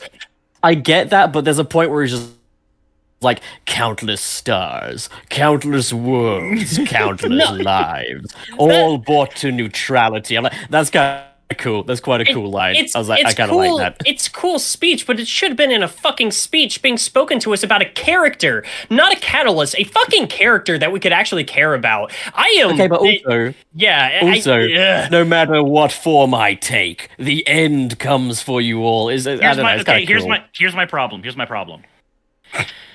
I want to say that's cool. I want to say it's amazing. You know what I also want to say? I have seen shonen anime before, so I've seen this speech so many goddamn fucking times. Yeah. Every goddamn shonen villain has this goddamn speech verbatim, and I am so tired. Thanos had the same speech in the first 5 minutes of Infinity War, and then you know what he did? He fucking followed it up. And know what else he did? He threw a planet as just a fucking attack. That's all he did. I'm sorry, but here's what it boils down to. Just real quick. Here's what it boils down to. You do not go as hard as you fucking do for all of the supersonic fights and end with that. I don't care how good the bullet hell is. I don't give a shit how well the writing is. That is fucking unacceptable. That was garbage. I don't. And period. End of story. Shit. And the developers didn't want that as the final boss either. I don't believe for a second that was the original intention. There's literally a placeholder for a third phase. I mean, like, if there's anybody like you don't need to tell any of these critiques to, I guarantee it's the dev team. I would guarantee. I would put money on that. What I find so funny though is we gotta throw some elements out. We can't finish this on time. Okay, what should we throw out? How about the final boss? Like, I don't even get time to. Have you seen the model for the end? They haven't optimized that shit at all. It's not even like smoothed out. No, it's got every single polygon that was originally placed into it is still fucking there. No, you're like they slapped that together in a week. Are you not thinking of the Earth beneath it? Because I know when it rises up from the Earth, I'm like, Earth's looking a bit more rigid than it usually does. And I feel like you know what it looks like. There's have you guys heard of a Medieval, the game? Yes. Yeah. There's the rocket launcher in that game, since there's no guns, is like a giant stick that you shoot planets out of, and it literally I put it in the back rooms. It just looks like one of the many planets that you can shoot out of. Yeah. Oh my god. So just I want a quick summary thing here is here's the thing is while I do feel mixed about the end final boss, my overall criticism is exact to Nick's. You don't go that hard on the supersonic fights to do this for the grand finale. But I don't actually mind the end's characterization or how they're brought into it, personally. Like, because they are at the end of the day a character that has been set up, and yes, they are a I tutorial. can't believe we're but it's talking like about this like it's a character. It's not a character. It's No, they leading- don't deserve to refer to it's the end as a leading- character just because he said a bunch of shit at the end of It's the game. leading. It's leading Sonic on a wild goose chase. It's a destructive entity that is No, it's manipulating leading the Sonic. fucking player on a wild goose chase. For Yeah, the player the is- wild goose being a fucking satisfying ending. No, but like no, what I mean, I get what you're saying, and I do agree, but I'm not gonna deny all merit. I think like I think. Give me a minute. You're watching me try and be positive about the end boss fight, all right? This is going to take some work. I think that it's a destructive entity, and it's kind of cool to see it be like, hey, you got to destroy the Titans and free your friends, and then, oh, you're freeing me, I'm going to eat the earth. Nom, nom, nom, nom. I don't know, I think it's kind of cool. I honestly like to give you a note there, Pup, just kind of on your side. I do think it's a fine boss, independent from the game it's in. Again, I played some bullet hell games. Again, Ikaruga is the one everyone always brings up. I think it's fine as a bullet hell shooter. This game didn't earn that, and it doesn't fit. It doesn't fit the conclusion that it's serving as, and I agree. And it makes me sad. Again, it's like, I've said it a million times. The speech is compensating for the fact that they didn't give you a reason to actually believe anything that it's saying. It is. I mean, I don't know, though. The ancients aren't here anymore, though, and there's a lot of ruins about. It is a good second phase for a 3-phase boss fight. Yeah, there you go. Yeah. No, yeah, it's like Wait, it would the be third like phase if- is the third phase would- is the quick time events. It would be like if the final phase of the perfect Dark Gaia fight was the bit where you're punching it as Chip. It's like if And that would suck. it's like if fucking Nier Automata just coming out of nowhere at the end of the Phase 3 game. is just watching jump Sonic scaring finish you. while you berate him some more.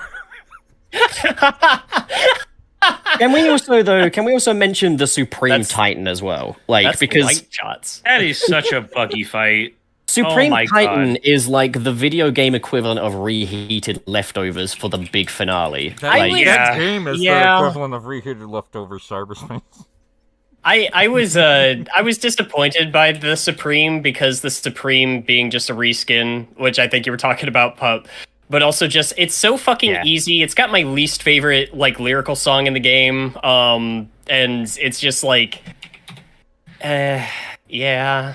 And the fact that the fight literally cannot end unless an actual random trigger occurs, and the game can soft lock and never have the trigger occur. I've gone into that fight before with 428 rings and come out of the fight unable to kill the boss because I died, and I died because while I had 300 rings, I got the boss to the amount of health he's supposed to be at to trigger the gun part. 300 seconds tick by, and he doesn't pull out the gun. You know what it doesn't pull out?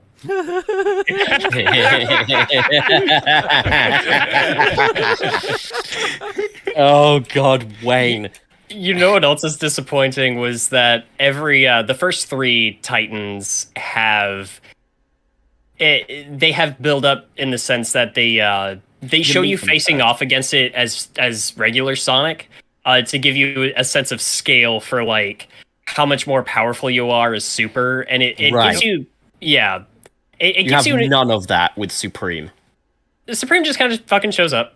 Yeah, Supreme just I like okay, so the whole fucking time when Sonic and Sage and Eggman are having their conversation about go fight that last Titan, I'm like, where? Where is this last Titan? Where the fuck is it? I don't see it. Every other Titan. Oh, you didn't know? You don't know it's behind the invisible fucking wall in the middle of the goddamn It's- fucking forest, and not this It's big just giant chilling fuck-off in pyramid? It's Like- chilling in the pond, you know. It agitates because like okay, you can see physically, you can see Giganto from anywhere on the map. Giganto. And you can That's And not, you that's can- not even true. and You you can can't see the literally Wyvern. And You can see the wyvern, yeah. Yeah. you can see Giganto. You can see Giganto even before he spawns. Giganto. I can't say And I know that. and I don't Only I on don't the give a shit. Switch. Only on the Switch. What? No, you can do that on PC as well. All right. You literally look. The speed run for the game, literally, the guy in the first 20 minutes launches himself into the air, sees Giganto, and then falls into Giganto's arena. Yeah, no, I'm hearing that. I'm shit. hearing that, but you're expecting a lot of the draw distance of this game. So I think what Pup means is, sorry, not to put words in your mouth, but it's sort of like where in Majora's Mask, where you're intended to see the moon at all times, versus Giganto, where you have to do some shit to the game. It's not intending for you to be able to see him. Yeah, what I'm saying is Giganto is physically in his arena. He's physically in his arena. The wyvern is physically flying around. You cannot physically see the Supreme in the pond because Supreme, he's underwater, seeing how long he can hold his breath. He's doing a Godzilla. he just appears later, and he doesn't even like. There's not even a real sequence where he appears that like contextualizes where he's been or his scale or anything. It's just you go super, and then Supreme appears because it is time for the final fight and the plot demands it. I will say. Sorry, Wayne, you go first. I just really want to know what the ending of this game was supposed to be. I like the progression though. Let's just put Between the Titans, like you begin with Giganto, who's just like, I have no weapons, I'm just an old man. And then there's Wyvern. Who's like, okay, I got some rockets, but ultimately I'm a lizard. And then you got Knight, who's like, yeah, I got a sword and shield. And the final Titan just pulls out a freaking rifle on you. The final Titan's like, hey, you remember that one moment in IDW where Eggman just pulled out a Glock on Tails? Yeah, I'm like that. What's that one? The NRA Titan. What's that Naruto meme where it's like, I'm out of chakras, Sasuke, but I ain't out of options. That really is what they should meme that with the Titans. Like, not out of options, just hold up the fucking gun. And we're far from the first people to point it out, but like those are basically like copy for copy Evangelion models. Yeah, they're like, I mean, yeah, the first, it's just fighting angels from Evangelion. That's all it is. The first mod that I saw for Sonic Frontiers was Unit 001 is Giganto. Yeah, that one. Yeah. After that, I saw Gangnam Style Giganto. Yep. Yeah. But also, there's a Supreme Titan mod where they put the Supreme brand logo over his face. It's fucking perfect.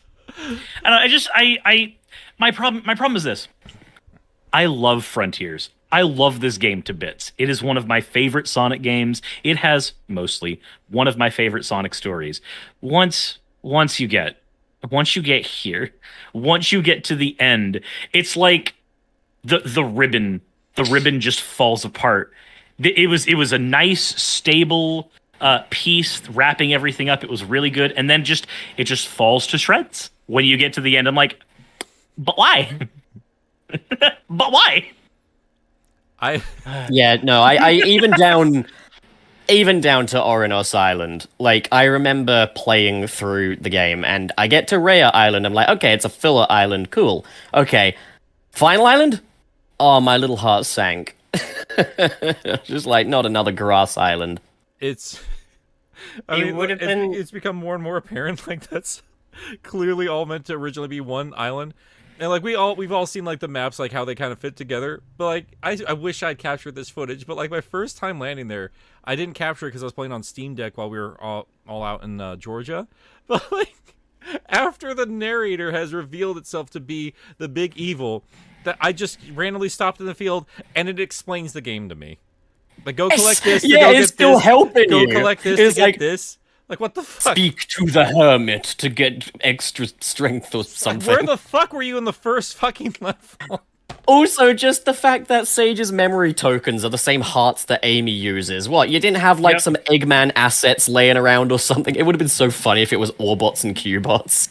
Just the you mean Eggman her logo. brothers? Oh, the ones I'd that like they that. reference and you never see? Those ones? Yeah. Those ones. I mean, did you want to see him? That's Yes. the question. Did you? I Genuinely, like yes. Orbot and Cubot. No. Like, genuinely, like, to go back to what you were saying as far as juxtaposing how Eggman treats his robots versus Sage. No, you know what? You're right. You're right. You're absolutely right. I agree fully. It would have been perfect. I would be fine if they stopped existing in the series. They've never been funny. I don't think they're that. I think they're inoffensive. I thought the most offensive they were. I think they're inoffensive, but they don't serve the purpose that they're meant to serve, which is being funny. Look, I'm gonna say what I always say. I like them in Boom. I like them in Boom because they're sadder. I like them in IDW because they're useful. Not really. Oh, I sure enjoyed them in Prime, though. Oh, they were in that a lot. They were literally integral to them surviving the Metal Virus arc. I think I also just hate their designs. I mean, as far as I see, they're still inferior Scratch and Grounder. That's fair. I'm gonna stop certified there. Ellis Mark wrongly claimed that it was false advertising because they promised 5 different islands. No, the game does that for you. Like, if they show you at the very beginning there 5 different sections there with a counter there, you put on the assumption of 5 islands. I'm sorry, Yeah. but they call the 4th island its own island name. They call it Rhea Island. That is treating it like an island when it's clearly, this is the arena I fought the first fucking boss. You lying piece of shit king. You can I was literally just running around in Rhea Island. Yeah. Yeah, because I was just rerunning around through Rhea Island. There's so much there, dude. It's the arena. It's the arena where you fight Giganto. Yes. It is. Yeah, like, it is the same island you were on. Like, it's not a 4th island. It is returning to one where they added new assets on top of it to pretend it's a different place. No, but the point where you can best see Kronos as well is at the top of a waterfall where there's a statue, which is the same statue that rises as you go fight Giganto. Yeah, you So can literally go down and overlook all of it. You can. They don't even hide it. Yeah. And if you watch my video later tonight, we'll even go there. So yeah. Hey. It's again, like, my pitch in my script, whichever one I gotta finish. I have so many of them. I feel like and this is all, like, obviously, like, Captain Hindsight here. I really feel like they could have avoided a lot of the grief we as a fan base have had with the last 2 islands, even though there's clearly rushed elements to it, if they had just stuck with the 3 islands, because the narrative sets up 3 islands and 3 titans the whole way through. As far as Sonic knows, he only has 3 titans to save his 3 friends. And then if they're like, "Oh, you beat Chaos Island? Uh-oh. You have to go back to Kronos because there's now new things there." And then after you activate it, fucking there's the final island. And, like, if they revealed it like that, people would have been just fine. Yeah, or if they didn't even specify a number but had just advertised, like, you know, Kronos, Chaos, and Ares. Yeah. Like, here's the thing, is, like, 3 islands is not to be sneezed at in an open world style game. No, not and at then, all. like, and then by the time I'd get to Rhea and Orinos, I'd be like, oh, there's more. Cool. Okay, that's kind of neat. But then it's just like, also, here's the thing, is they did show the final 2 islands in the advertisement. Like, if you look at even just the first trailer, you can see Orinos, you can see Rhea Island. Like, they didn't even keep it a secret. It's the funniest bit to me. Yeah, there's just so many little things, bits and pieces here that I'm just like, we could have handled this a little bit fucking better. I'm gonna put money down right now. Let's take bets right now. Okay. Who here thinks they're going to add to the final boss in this DLC coming up for? Oh, I absolutely think. I feel like there's no point in having the DLC at this stage if you're not going to do that. I agree. I think completely. I think the last phase is going to be behind whatever that extra story bit they've teased is in the DLC. I'm gonna go ahead and No, it's gonna be the ends, and it's gonna be 2 planets. I honestly think it's the end, like, but now it has rings. The end and Knuckles. even as much as I've bitched about it, I don't think that there's anybody on the planet as, like, frustrated by the final boss in its state, like Nick, like you said, as the developers. Yeah. I'm gonna go ahead, Pop. Sorry. I'll go the contrarian route. I'm gonna say I don't think there's a new final boss waiting for us, because I feel like the one we have, it still wraps it up, and they'd have to go through it's some called mental the end. gymnastics. We're not saying another final boss. We're just saying the 3rd phase. I think that they're going to. Oh, so you think it might be like, yeah, go back and replay it, and it's like, oh, here's a third phase, basically. Yeah, It sounds like you that's what I guys think is don't gonna know happen. what the end means.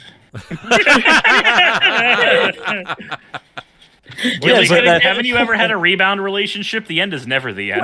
Wait, no, imagine though, like there's gonna be like at least one player out there who got to the cutscene where the planet rocks up and it just says the end, and then just put down their controls like, oh, I guess it's over then. I want it to be that splash card that comes up where it'll be like Supreme, the end, sloppy seconds. Fantastic. The end, and it's just somebody needs to make a mod where it's a butt instead of a planet, and it's called the end. yeah, it just poos on you instead of They're the just laser. gonna steal some more Japanese robots. Gonna fight Metal Gear Ray at the end of the game now. Dude, I'd be down. I would too. Fuck it. Wait, so we're gonna fight Metal Gear Ray the Flying Squirrel? Epic. I swear to fucking. So, boys, are we gonna be ready to start moving along to super chats? I think so. I guess the last thing that I have to say is that if it's not just for the DLC, I think that there's some fun implications behind the post-credit scene, with Eggman and Sage like seemingly being surviving the encounter with the end. And I almost find his little like anecdote of the that's my girl thing, something about the tone Pollock said that in was almost more threatening than it was charming, and I liked it. Oh yeah, I get the feeling we're in for a story of existential stuff. Like, should you have brought her back? Did you deny her closure? That's Yeah. I think there's some heavier themes there than they were alluding to there. I mean, there's a lot of comparisons to Zelda in terms of how they structure the story. But what they do differently here, what I liked, was there's a massive emphasis on moving on acceptance, on closure, and all these things here. And death, you can't completely escape death. I mean, I know Sonic literally punched it in the face or anything, but like everything that they try and win back comes at a cost. So when he's in his comatose state, they have to sacrifice themselves to bring him back. And even when he goes and gets his friends out of cyberspace, it still comes at the cost of Sage. And I feel like the only person who didn't learn a lesson from this story, who didn't grow, was Eggman. And he's cheating death at the end of that story. I think that moment with his his little where you see him kind of clench his fist. I fucking love that shot, by the dude. way. Yeah. I love that so much. But that was his resolve, and that's not a good thing. Not in terms of meaning positive things for this world. And I really liked that ending, honestly. Yeah, I did too. So I hope they play with that a bit more. And maybe I'm reading too much into it. I mean, that's kind of my job, I guess. But I did really think there was some heavy emphasis on It's a real job. on these characters growing, and accepting where they are, and like moving on past where they have been before, and Eggy not taking that lesson away is going to be detrimental for everybody. Like he's doing the exact same thing he did at the very start, which was this is technically his fault. All this shit happened, and he's just going to keep causing the same problems, and it's probably going to blow up from here. I think that's fascinating, and I really hope they play with that a bit more going forward. I really hope the takeaway this time, and I think it is, just because these sales are strong, like it's really strong for this game. I think the takeaway is going to be like, yeah, let's be a little bit more courageous. We can have the levity. We can have I think they needed a bit more humor in this game. I thought it was clever the few times they did it, but I think they should also be like, yeah, let's give some definition to these characters. Let's give Ian a little bit more control in terms of the thematic elements of these games. Yeah, I'm looking forward to the future. All right. That's me. So are we ready to do super chats now or what? Like, can we give them money? Oh my god. Yeah, I'm ready. Money. Jesus Christ. So, should we just have Go Pup, me, What? Gilly, Cirrus, Wayne? Yep. Yeah. Okay. I cannot stress enough how infuriating it is every time my thing drops out, but yeah. All right. Okay. Mailbag. All right. Before I burst. Okay. Where are we? Okay. At the Our beginning. pal Jamal. Yes, our pal Jamal sends $2. Happy holidays, B Theory forever, Pup and Gilly ship. Oh no. Which one's Sonic and which one's Knuckles? I need to figure out what kind of bedroom eyes they're making. Amazing. That Jordo with $5. I can finally send this. Sonic said, let's do it to it in one of his Sage convos. Oh my god. It is kind of nice to have that in an official video game, finally. Yeah, Rouge also said that to Shadow in Sonic Forces. Don't get too excited. Let me be excited about things. Let me love things, pup. Let me love my hate. Can we have No. Can we No. have Sonic say it's Be jelly and angry. jam time? No. Gilly, before anyone realizes what the hell Cirrus meant by that, do you want to get Otis Small?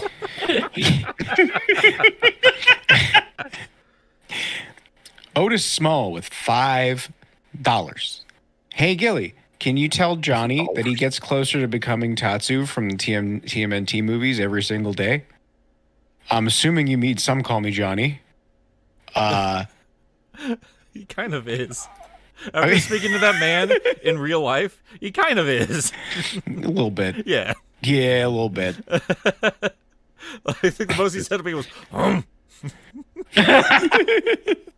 He's a man of few words. Then he sent a bunch of ninjas after me. I don't know what I did.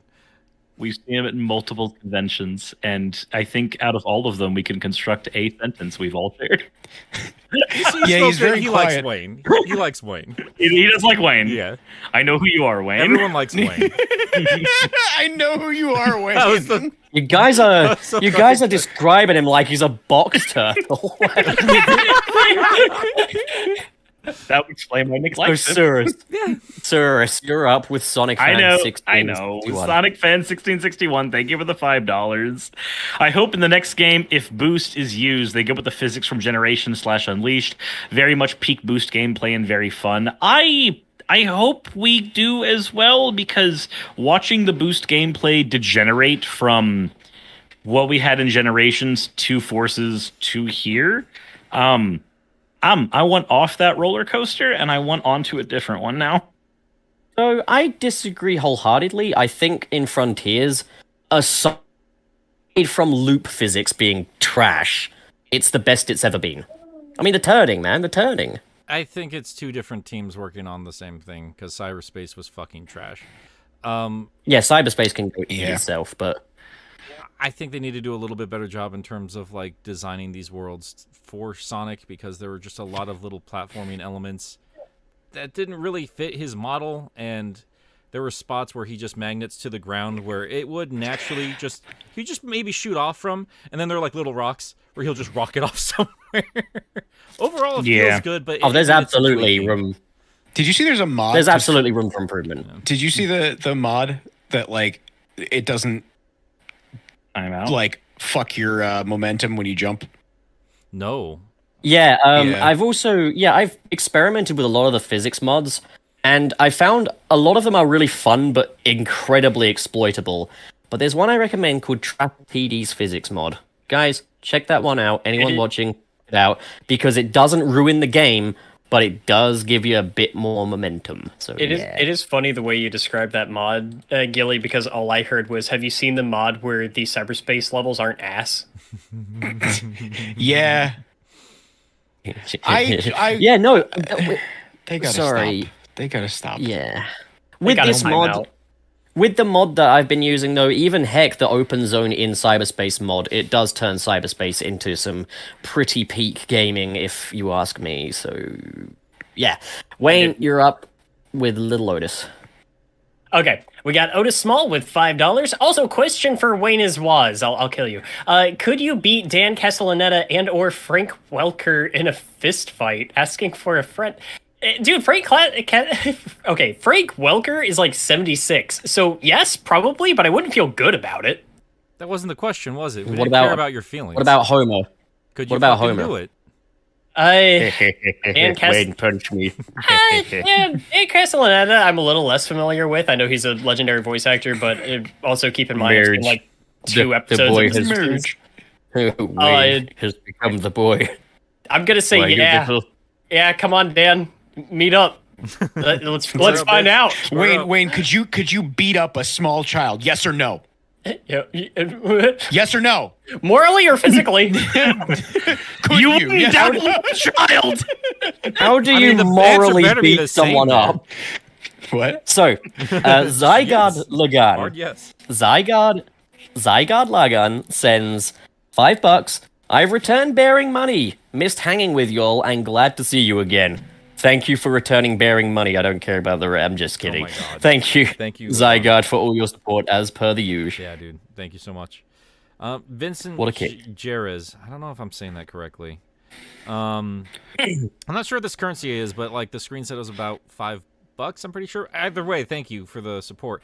What I found really interesting about the Maria Egg memo is Eggman saying, "So much love for someone who's gone while I was right there." This is the closest we've ever gotten to Eggman's upbringing. Yeah, I agree completely. That caught me off guard too. Like that's kind of what I wanted from Sonic Adventure 2. Was like, oh shit, we're getting into Eggman's past. Like let's kind of talk about it. Let's pull up our seats and just really let's hash it out. And yeah, I thought that was really cool. It kind of gives you little hints into why he is the way he is. And again, like I said 1,000 times. I was breastfed. Nice. Well, didn't they?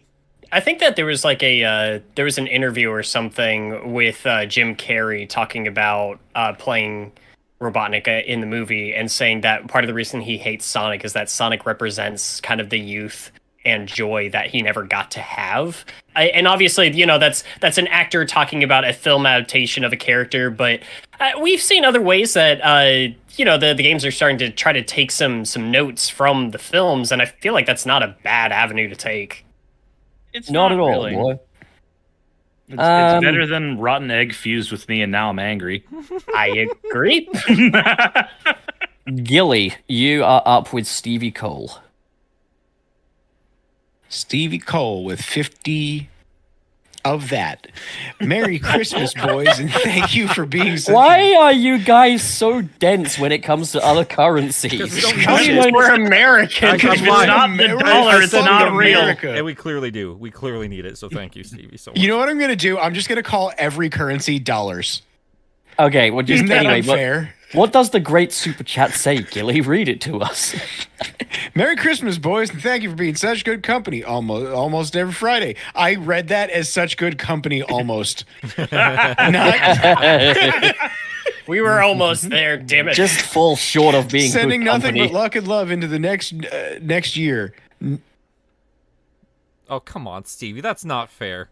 I'm not doing that. Oh, closest. You're speaking the Allow fucking it. language from Avatar. I don't speak Welsh. I don't think even Welsh What? people speak think- Welsh. I think the only like, I think the only Well, I like, understand. From what I understand, Welsh is just a language that the Welsh people speak while the English are around, so they don't have to talk to them. It looks like Pig Latin. Oh my God.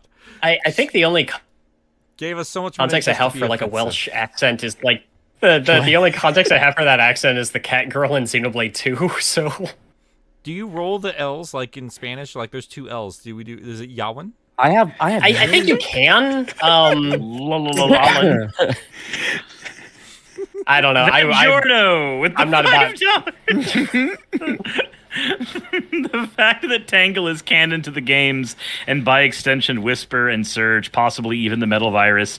I'm so happy I need a Metal Virus game. That, Giorno, it's not a possibly thing. The IDW comics are canon to the games. Nut. Like, I mean, this pleases the nut. he's just been. I mean, he's been vague about it, but he's like, well, I mean, just been writing it so it's not contradictory to the game. So he might not have gotten the official word yet that it's canon, but I think he's really hoping the stories like Flynn's created, along with the team over there, can be considered canon. If the comics are canon, that means gay people are canon. Folks, That's for true. God's sake, Gay birds. I need to dip. Okay. But- Yeah, we need it. Let's zip through these then. Yeah, you guys zip through them. I'm gonna go, but You guys before have fun. you guys have fun. But before I do, I just want to say to all of you in the chat, subscribe to my YouTube channel. It's called Channel Pup, and tonight you're getting a new video, and it's on Sonic Frontiers mods. Okay, all right. Thank you all for watching. Wow, Antude ripoff. Shut up. Shut up. Okay, just shut up. I just want that clip of Ant just yelling at Caddy. I have to go now. My planet needs me. Then go. Leave. And I hope your planet is a fake one the developers It's a designed Simpsons to joke, you fake us out. stupid bitch. God damn it. Even I know that. I don't care. People watch The Simpsons. That's always Some easy. people do. That's oh shit. What's that dog? Merge. Merge. I like when on Twitter, we like when you go on trending and you randomly see stuff and you're like, why is that trending? I like when it says Simpsons airing on Fox and I'm like, no fucking way. I like when we can't build on jokes just because they're references. I like that part. So let's carry on here. Who was next? Wayne. Let's see. We got Sonic fan 1661 1661. Yep. Better. Yeah. Thank you, Sonic fan. $2 at the end of podcast. Check Twitter for something cool. Actually, Okay. it says at end of podcast. That's what I said. Did you? He did. I think He I did. think so. I'm not paying attention. Thanks. All right. It's weird because I think in my head I heard the correct way. In my head, I heard Gilly doesn't care about me. No. Lost Jam H. $4.99. Thank you so much, dude. Hey gamers, happy holidays from my freezing town of -1 degrees. Make sure to stay warm and That's drink. a weird town name. That's a very strange town name. How are we not all fathers yet? Are you? Oh man, is this a dead or alive spin-off? Hey. Because that sounds like Death by Degrees. Hey, my freezing town. Uh, Hey, my freezing town. I'm Dad. okay, come on. Let's. Fucking hell. Make sure to stay warm and drink your hot gamer cocoa and way past and away past cool Christmas. Thank you, Ozgem H. I hope you have a Merry Christmas as well, dude. Gilly. Higanto What the kid. fuck do you want? Higanto the kid. It's your turn. Way past Yule Kid with $1.99. Hi, boys. It's almost my 30th birthday. Merry Christmas. I don't know why I went into that accent. Because I know exactly what you're thinking, even subconsciously. That's how much freedom costs. It does. That's I want to live in a country where we're all free and we all speak like this. free. That's right. Cost a. Well, I don't actually remember what that. But cost. Bucko 5? Bucko You're going to say 5. Bucko 5? I couldn't remember what it was. But when you went into that Bucko accent, 5. that's immediately what I thought of. You know, I wish I could say stop being offensive, but it's to Texas, so it's fine. There's a hefty fucking 1911. fee. It's Team America. It's fine. It's fine. I'm joking. But Mike 1911, thank you for the $4.99.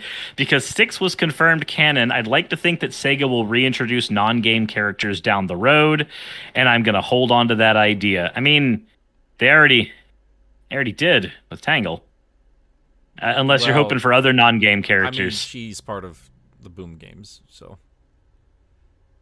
Yeah. Yeah, You know what, Mike 1911? Once in my life, I agree with you. he wants a new Sally model to yank it to. That's all. Yank everybody to it. It's fine. You're gonna yank everyone off? What? Don't even worry about it. That's literally the joke, Wayne. You're gonna Weird Al He, Yankovic. he doesn't just hold it when you pee. Dare to You're be gonna stupid, Weird dude. Al. You're gonna Weird Al wank a bitch. Has anyone seen Weird? Can't I've seen No, UHF. No. UHF for fucking rules. you can't say wank without Wayne. Yank his I pants. mean, he kind of. There's no N in Wayne. Wayne. I'm Anyway, stupid. yes. What? Bring in all the characters. Bring in all of them. Everyone stop being bitches about which characters are canon or not canon. Bring them all in. Sega, you own these characters. Use them. I can't wait for the villain of the next game to be Joffrey St. John. I would play that game. I would shoot him in the face. Give Sonic a gun for that game specifically. All right. All right, we got Ozjam H with $4.99. Thoughts on the the voice acting performance. I know Knuckles is iffy, but I am warming up to it personally. I think the voice acting in the game is good. Again, yeah, the voice acting for Knuckles is iffy. I'm not as against it as I was, but I still would prefer something a little less what it is. Which way to the beach, bruh? Yeah. Yeah. A little less of that. Yeah. No, I've said that before. Like, I don't like his voice. I think it's well acted, all things considered, but yeah, that particular cadence, not for me. Not for me at all. Gilly loves it though. What do I love? Yeah. There, you piece of shit. Pay attention. Knuckles' voice. I have ADD. Fuck you. Oh yeah, you're the only one. You poor thing. Swear to So God. sorry for you, Gilly. But yeah, it's That canon. doesn't. All right. So if you have it, you stop paying attention randomly too. Well, okay. We're just all better about it. No, well, it's just Gilly. Now you're just it's canon. You love Knuckles' voice. Yeah. Huh? He wants to make gross. Sonic Eyes at Knuckles' voice. He sounds like Patrick. I also love Knuckles' voice. I'm tough. I love it. All right, That's it. That's his next tattoo. Let's see. Who's got? You got Zygarde, right, yeah, Nick? Yeah, my turn. So Zygarde Lagan, back again. Thank you. $5. Nick, when you eventually play Sonic and the Black Knight, you'll possibly say that it's the playable version of It Doesn't Matter from SA1. What? What? What? I've What? played through that Says game Knuckles? twice, and I don't. Constant What? yawning. That's what Knuckles sounds like. Yeah. Sonic, I can't lose this. I mean, I could, but I prefer not to. Yeah, Zygarde. Hopefully, I'll figure that out. I assume the lyrics have something to do with the game's plot or characterization of Sonic. Maybe. I don't know. I'll find out. I guess. Plot does go in. The plot goes in some unexpected places. Yeah, I mean, I'm familiar with the broad strokes, but Yeah. That game fucking sucks shit. Damn. I mean, It does. It's terrible. Gilly, it's your Well- turn. Otis Small with $5. The ending would have hit harder if the end gave Sage a. I don't know what that is. Tetsuo. Tetsuo kind of transformation, and Sonic had to take her out. Tetsuo. Shit. Kaneda, Tetsuo. Oh, like from Akira. From Japan. Yeah, Kaneda, Oh, okay. Tetsuo. Hey, it took me a second. I had to remember where that was from. Psychic flesh mech monsters. I don't know what the fuck that is. So Oh, dude, have you not seen Akira? Oh, have you No. not? Oh my god. Akira is some really cool animation with the basic as fuck story that you've seen a million Yeah. times, but the animation is gorgeous. It's one of the things that helped popularize Japanese animation in the West. It's one of the Yeah, things that helped. it's worth watching. I think you would. Yeah, I think you might like Akira. Just for the cultural importance of it, yeah. Yeah. yeah. You Like, know that it's- one it's- motorcycle shot that's in everything? Yeah, that's what that's from. It's from Akira. Nope. I, Zygarde Lagan, thank you for the $2. Opa Giganto style. Giganto. There it is. Wayne, Yeah, what's up? Hi, how you doing? you want to take the next one? Yeah, let me find it again. Wow. Why don't you fucking pay attention, Wayne? Hey, I Wayne, didn't say Wayne, shit to do you. you need We a got- burger? Do you need burger? Burger. Len! we got, Len. we got Blacky Kizu 94 with $5. My patience was gone by Chaos Island and its abundance of 2D. Yeah, that pissed me off. Yep. Yeah. You know my favorite part about the 2D on Chaos Island though was the fact that every one of those sections you could just approach from a different angle and just do it in 3D, and it was so janky, but it was so much more fun. Yeah, there's a bunch of stuff where like I accidentally went in 3D and I went, oh, thank God. Yeah, it was. I mean, it was kind of clear. I think Chaos Island was like the turning point. There was like, oh no, we're running out of time and money on this project. But it didn't Hey, have to hey, be in 2D. They could have just done it in 3D. Chaos Island is where basically everything starts feeling a bit of a budget cut. It's the labyrinth zone of this game, as far as I'm concerned. I mean, I wouldn't go that far. I would fucking love to see. I'm sorry. I would love to see something kind of like Labyrinth Zone tackled in a 3D like game where you just had more maneuverability and they're dealing with like water slides and shit. That could be fun if it's handled well. Yeah, and you're like, wow, I can't wait till this is over. Well, no, that's not what I mean. I mean, whenever they do, if they do water again, I wonder if they'll finally have the balls to say Hydro City or Hydrocity. I personally they have everybody in the group say it differently and then argue over how to say it. I mean, if I they're know. so writing, Really? I know, like that's I will put money. If I ever talk to him, I'm going to ask him like, tell me straight, tell me true. I don't care if it's on the record or not. Is that on your checklist of things to do in future Sonic games? Is to canonize Hydro City once and for all? I specifically want them to all say Hydrocity a different way, but never acknowledge that they are all pronouncing it a different way. I want them to go through almost as if the people are just reading their lines in booths separate from each other and they have no idea what the fuck the other ones are talking about. Just go through that entire sequence like that. I personally really enjoy the second stage of Sonic 3 and Knuckles that we all collectively agree is called Waterworld, starring Kevin Costner. There it is. That's the one. I also like the poop shoot level. All right, where are we at here, boys? Who's up next? Is it me? It's you with Covio. Okay. Covio Cartoonic with 5. Merry Christmas! Here's some Sonic lore for you. Light Gaia and Dark Gaia were born with the planet. The last awakening was 10,000 years ago. That's probably changing. So, Yep. just hold on to your butts, kids. But yeah. I don't want to hold on to my butt. Then instead of holding on to your butt, Hold on to get your on to the next end. paper chat. Hold on to your the end. Where do you poop from? The end. Your turn, Gilly.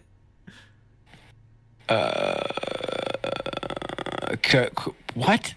Koivo Cartoonic. No. You're below. Well, no, you're right. I'm sorry. Am I? No, yeah. You're right. He has 2. I'm sorry. With a $10.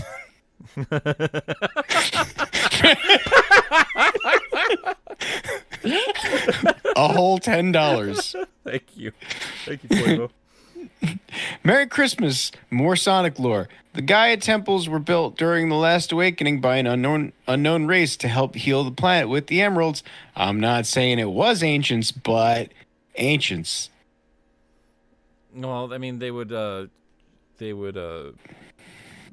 a bit of a plot hole there in terms of the design of the structures, then, wouldn't they? Do you think that now that we know about the ancients and they are aliens, do you think that there's going to be like a character who has a show called Ancient Aliens? Yeah.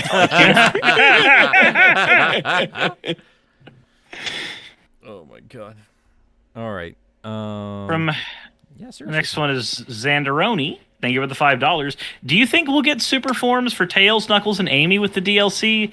They do show a Titan in the promotional pic for it. I don't think they're bold enough to do that. I think they're just going to leave it at Knuckles going, hey, I would have done it better if I was Super Sonic. It would have been better if I did it. I just want better if I did it. I just want Hypersonic. I that's all I want, man. Yeah, at this point, that's really I need them to just canonize that shit at least happened, and just make him just light up like a fucking Christmas tree, please. Nope. Just never happened. Why do they hate me so much? Why do they hate cool things? All right. All right, Wayne, it's your turn. All right. Is that Mr. Krabs with $1.99? That's the one. Hot take. The song "Find Your Flame" is meh. I'm gonna be honest. I kind of feel the same way. It is interesting to me because my favorite song out of the bunch is "Breaking Through It All." I just think it's the most exciting, and I think it has the most range in terms of like tone. that it goes through. It just feels like an adventurous song. And then Find Your Flame, I don't like the main key that like the chorus is sung in. So that's me. So my thing is, Find Your Flame is my favorite of the songs for this game. Oh, don't fucking disagree with me, Cirrus. It's okay. It's okay. But you know what? Here's the thing. Yeah. One of my favorite vocal tracks in all of Sonic is Infinite's theme, and this song is sung by Kellen Quinn and the person who sung Infinite's theme together. So like, and there's also motifs in this song that are lifted from Infinite's theme. So it makes sense that I would love this one because it's just a carryover from Infinite's theme. I just think that their little, like, I don't want to say rap, but their like rhythmic speaking is cheesy. I love that. So I have listened to that song while just like when I'm at the gym. That is one of my go-to songs. I mean, I still like it. I don't want to make it sound like I hate it or anything. I do still enjoy it. I just think breaking through it all, just like it got something. You guys saw me when I got to that boss for the first time. I was losing my fucking mind. I thought that was awesome. No, I agree. I think Break Through It All, it works really well because it drags you into what these fights are going to look like. By the time you get to Find Your Flame, it sounds like Sonic is like... I kind of interpreted all of these songs as like Sonic's almost internal monologue as he's fighting. By the time you get to Find Your Flame, I'm just like, oh, he's fucking cocky. And I'm okay with that. I just think, like, honestly, the Wyvern fight might be the peak of the game for me. It's I got a great, cool. I got a great cover you guys should listen to. Oh, I've played it in my store before, many times. Yeah, I've put it on blast in my store, just so my coworkers can hear I have made many of my friends listen to it, much to their chagrin at first. Here's a hot take, because the old man's been quiet, because I've been not super vocal. I've been very meh about music when we first heard that first song. But here's my hot take. I fall in love with all of it. I really like all the fucking music. It's really good. Yeah, for me, it's I've been listening to Kellen sing since I was like 18. So see, this is exactly what I fucking said. I think a couple of weeks ago, where I was like, yeah, this seems exactly like up Achilles' alley. Yeah, I gotta say though, like, I think it's because of Infinite's theme that made me just really fall in love with that song. Because at first I was like, is this just the Infinite theme? What's happening here? But like, the way I interpreted it was like, okay, the Infinite theme is this song from the Infinite perspective, but this is that same song from the Sonic perspective. I thought that was kind of cool. Yeah, I love that motif. Yeah. So much. So... I don't know, like it's corny shit. I'm with you. If there's one thing I didn't need to come back, it is rock rap. But I was here for it, man. I had a great time with every song. I usually hate spoken lyrics in games, but they hired some motherfuckers who just make music for a living. And goddamn it, this was so good. I still think, like, from the first song, I can't think of the name off the top of my head, but I'm What You Get When the Stars Align is still one of the coldest like lines of lyrics I've ever heard. It is. That's fucking so cool. Yeah. Oh man. That's sexy stuff. Is it my turn? Mm-hmm. I believe it is. All right, let's see. OzGem H back again, $2. Thank you. Thanks, you daddies and pup. Like, we're all the dads, and then there's Pup. I appreciate the dad gag. Amazing. All right. Gilly, your turn. Where? Do you need a burger? Yeah, I need a burger. You need a burger. Can I confess something to you guys? I don't know how to actually use the emojis because it keeps showing me like all these different servers, and I can't use any of them because I don't have... Well, you should be able to just like when you tap on the little add emoji thing, there should be like a little text box where you can like search a specific one. Just type in Barker. Oh, here we go. Barker. Sonic Fan 1661, $2. Well, at least buy us dinner first. Why is there an eggplant? Why is Nick just got to be throwing his cock in here? Because it's alluding. Look, they're alluding to stuff. So eggplant. Okay, fine. Great for our audio podcast where nobody's seeing this shit. Burger emoji, eggplant emoji, squirting emoji. Yeah, it's fantastic. Sweat drops. Sure it is, Discord. Sure it is. All right. Serious. You mean Gilly? Gilly just did it. Wait, no, it is me. went. It is me. Yep. Wow, pay attention, sir. I know, right? something ADHD. Anyway, Mr. Krabs, thank you for the $4.99. Arg, Nick, Cirrus, Gillian, Wayne, me boys. Me friend Santa Robotniks wants to know what you want for Christmas, or you're fired. I don't think pirates can fire you. I think you just die. I've thrown some stuff out there like, hey, what do you want? I was like, I mean, if you're gonna get anything, I will take either like game-wise Crisis Core or God of War, or like maybe another micro SD card, I guess. I would if you ever find a copy of Arc Rise Fantasia for the Wii, I would yes. That. I would love God of War Ragnarok or either of the River City Girls games. But I think more than anything right now, I just really want like a crate to keep my vinyls in, because I've got a lot of fucking vinyls now. I get that. Okay. What about Wayne? What about Gilly? He didn't tell us. Oh, we what don't care else about for Gilly. Christmas. No, come sit on Saint Nick's lap, there, buddy. Come on. What do you want for Christmas? What do I want for Christmas? Yeah. Is there just one thing you need? Oh God. You know what? I think we all need a little Jesus.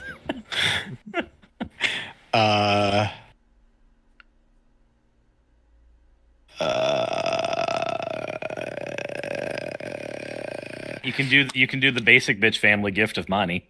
Well, what I did want for Christmas was to renew my car's registration, but I just did that yesterday. So, Hey. Congratulations. What about your car's extended warranty? oh, please stop. Die. We'd like to talk to you about die. Later. Okay. All right. So I want Yeah. a video game. Oh, okay. Cool. Superman 64 on your doorstep. Thank you. I'd legitimately be happy with that. I know. Gilly, you would. has my package arrived yet?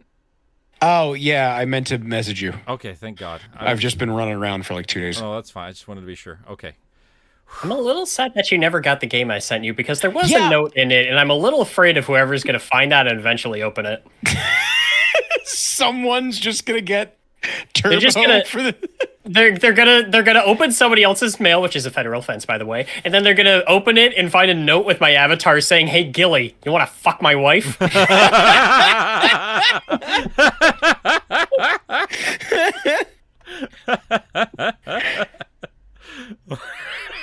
Guys, I wasn't ready Guys. for that. brain got a poop. All right. Where are we at? Don't look at the brain. I don't know whose turn it is. I don't know. Ozjam H, it's Nick's turn. $5. You sound like Patrick, Gilly. But as I said before, Merry Christmas and have a reading Archie Sonic Turtle riding a Powerboard New Year. You bet it, baby. words. Yeah. Absolutely. All right. Yelly. Where You am got I Mr. at? You got Mr. Mr. Krabs. Krabs. Mr. Krabs with $1.99. Anyway, have a great Xmas, you 5 goofy little goblins. Thank you. Thanks. Merry Christmas. Mer Crisis. Merry Crisis. Merry Crisis City. Do. Sonic Fan 1661. Thank you for the $2. Wait, why are we sitting on Dad's lap? Oh no. Yeah, he just wants to play the finger game with us. That's all. That's what I'm going to retire to. That's what my life's going to lead to. I'm just going to be a mall Santa. Yeah. Hell yeah, baby. Just have little children fart on you all day. I was at the mall yesterday and just saw some, everybody lined up to just sit on an old man's lap, and it's just weird fucking traditions we have, dude. Mm-hmm. And Anyway. You know, it's just weird. A hedgehog that runs fast. We all accept it.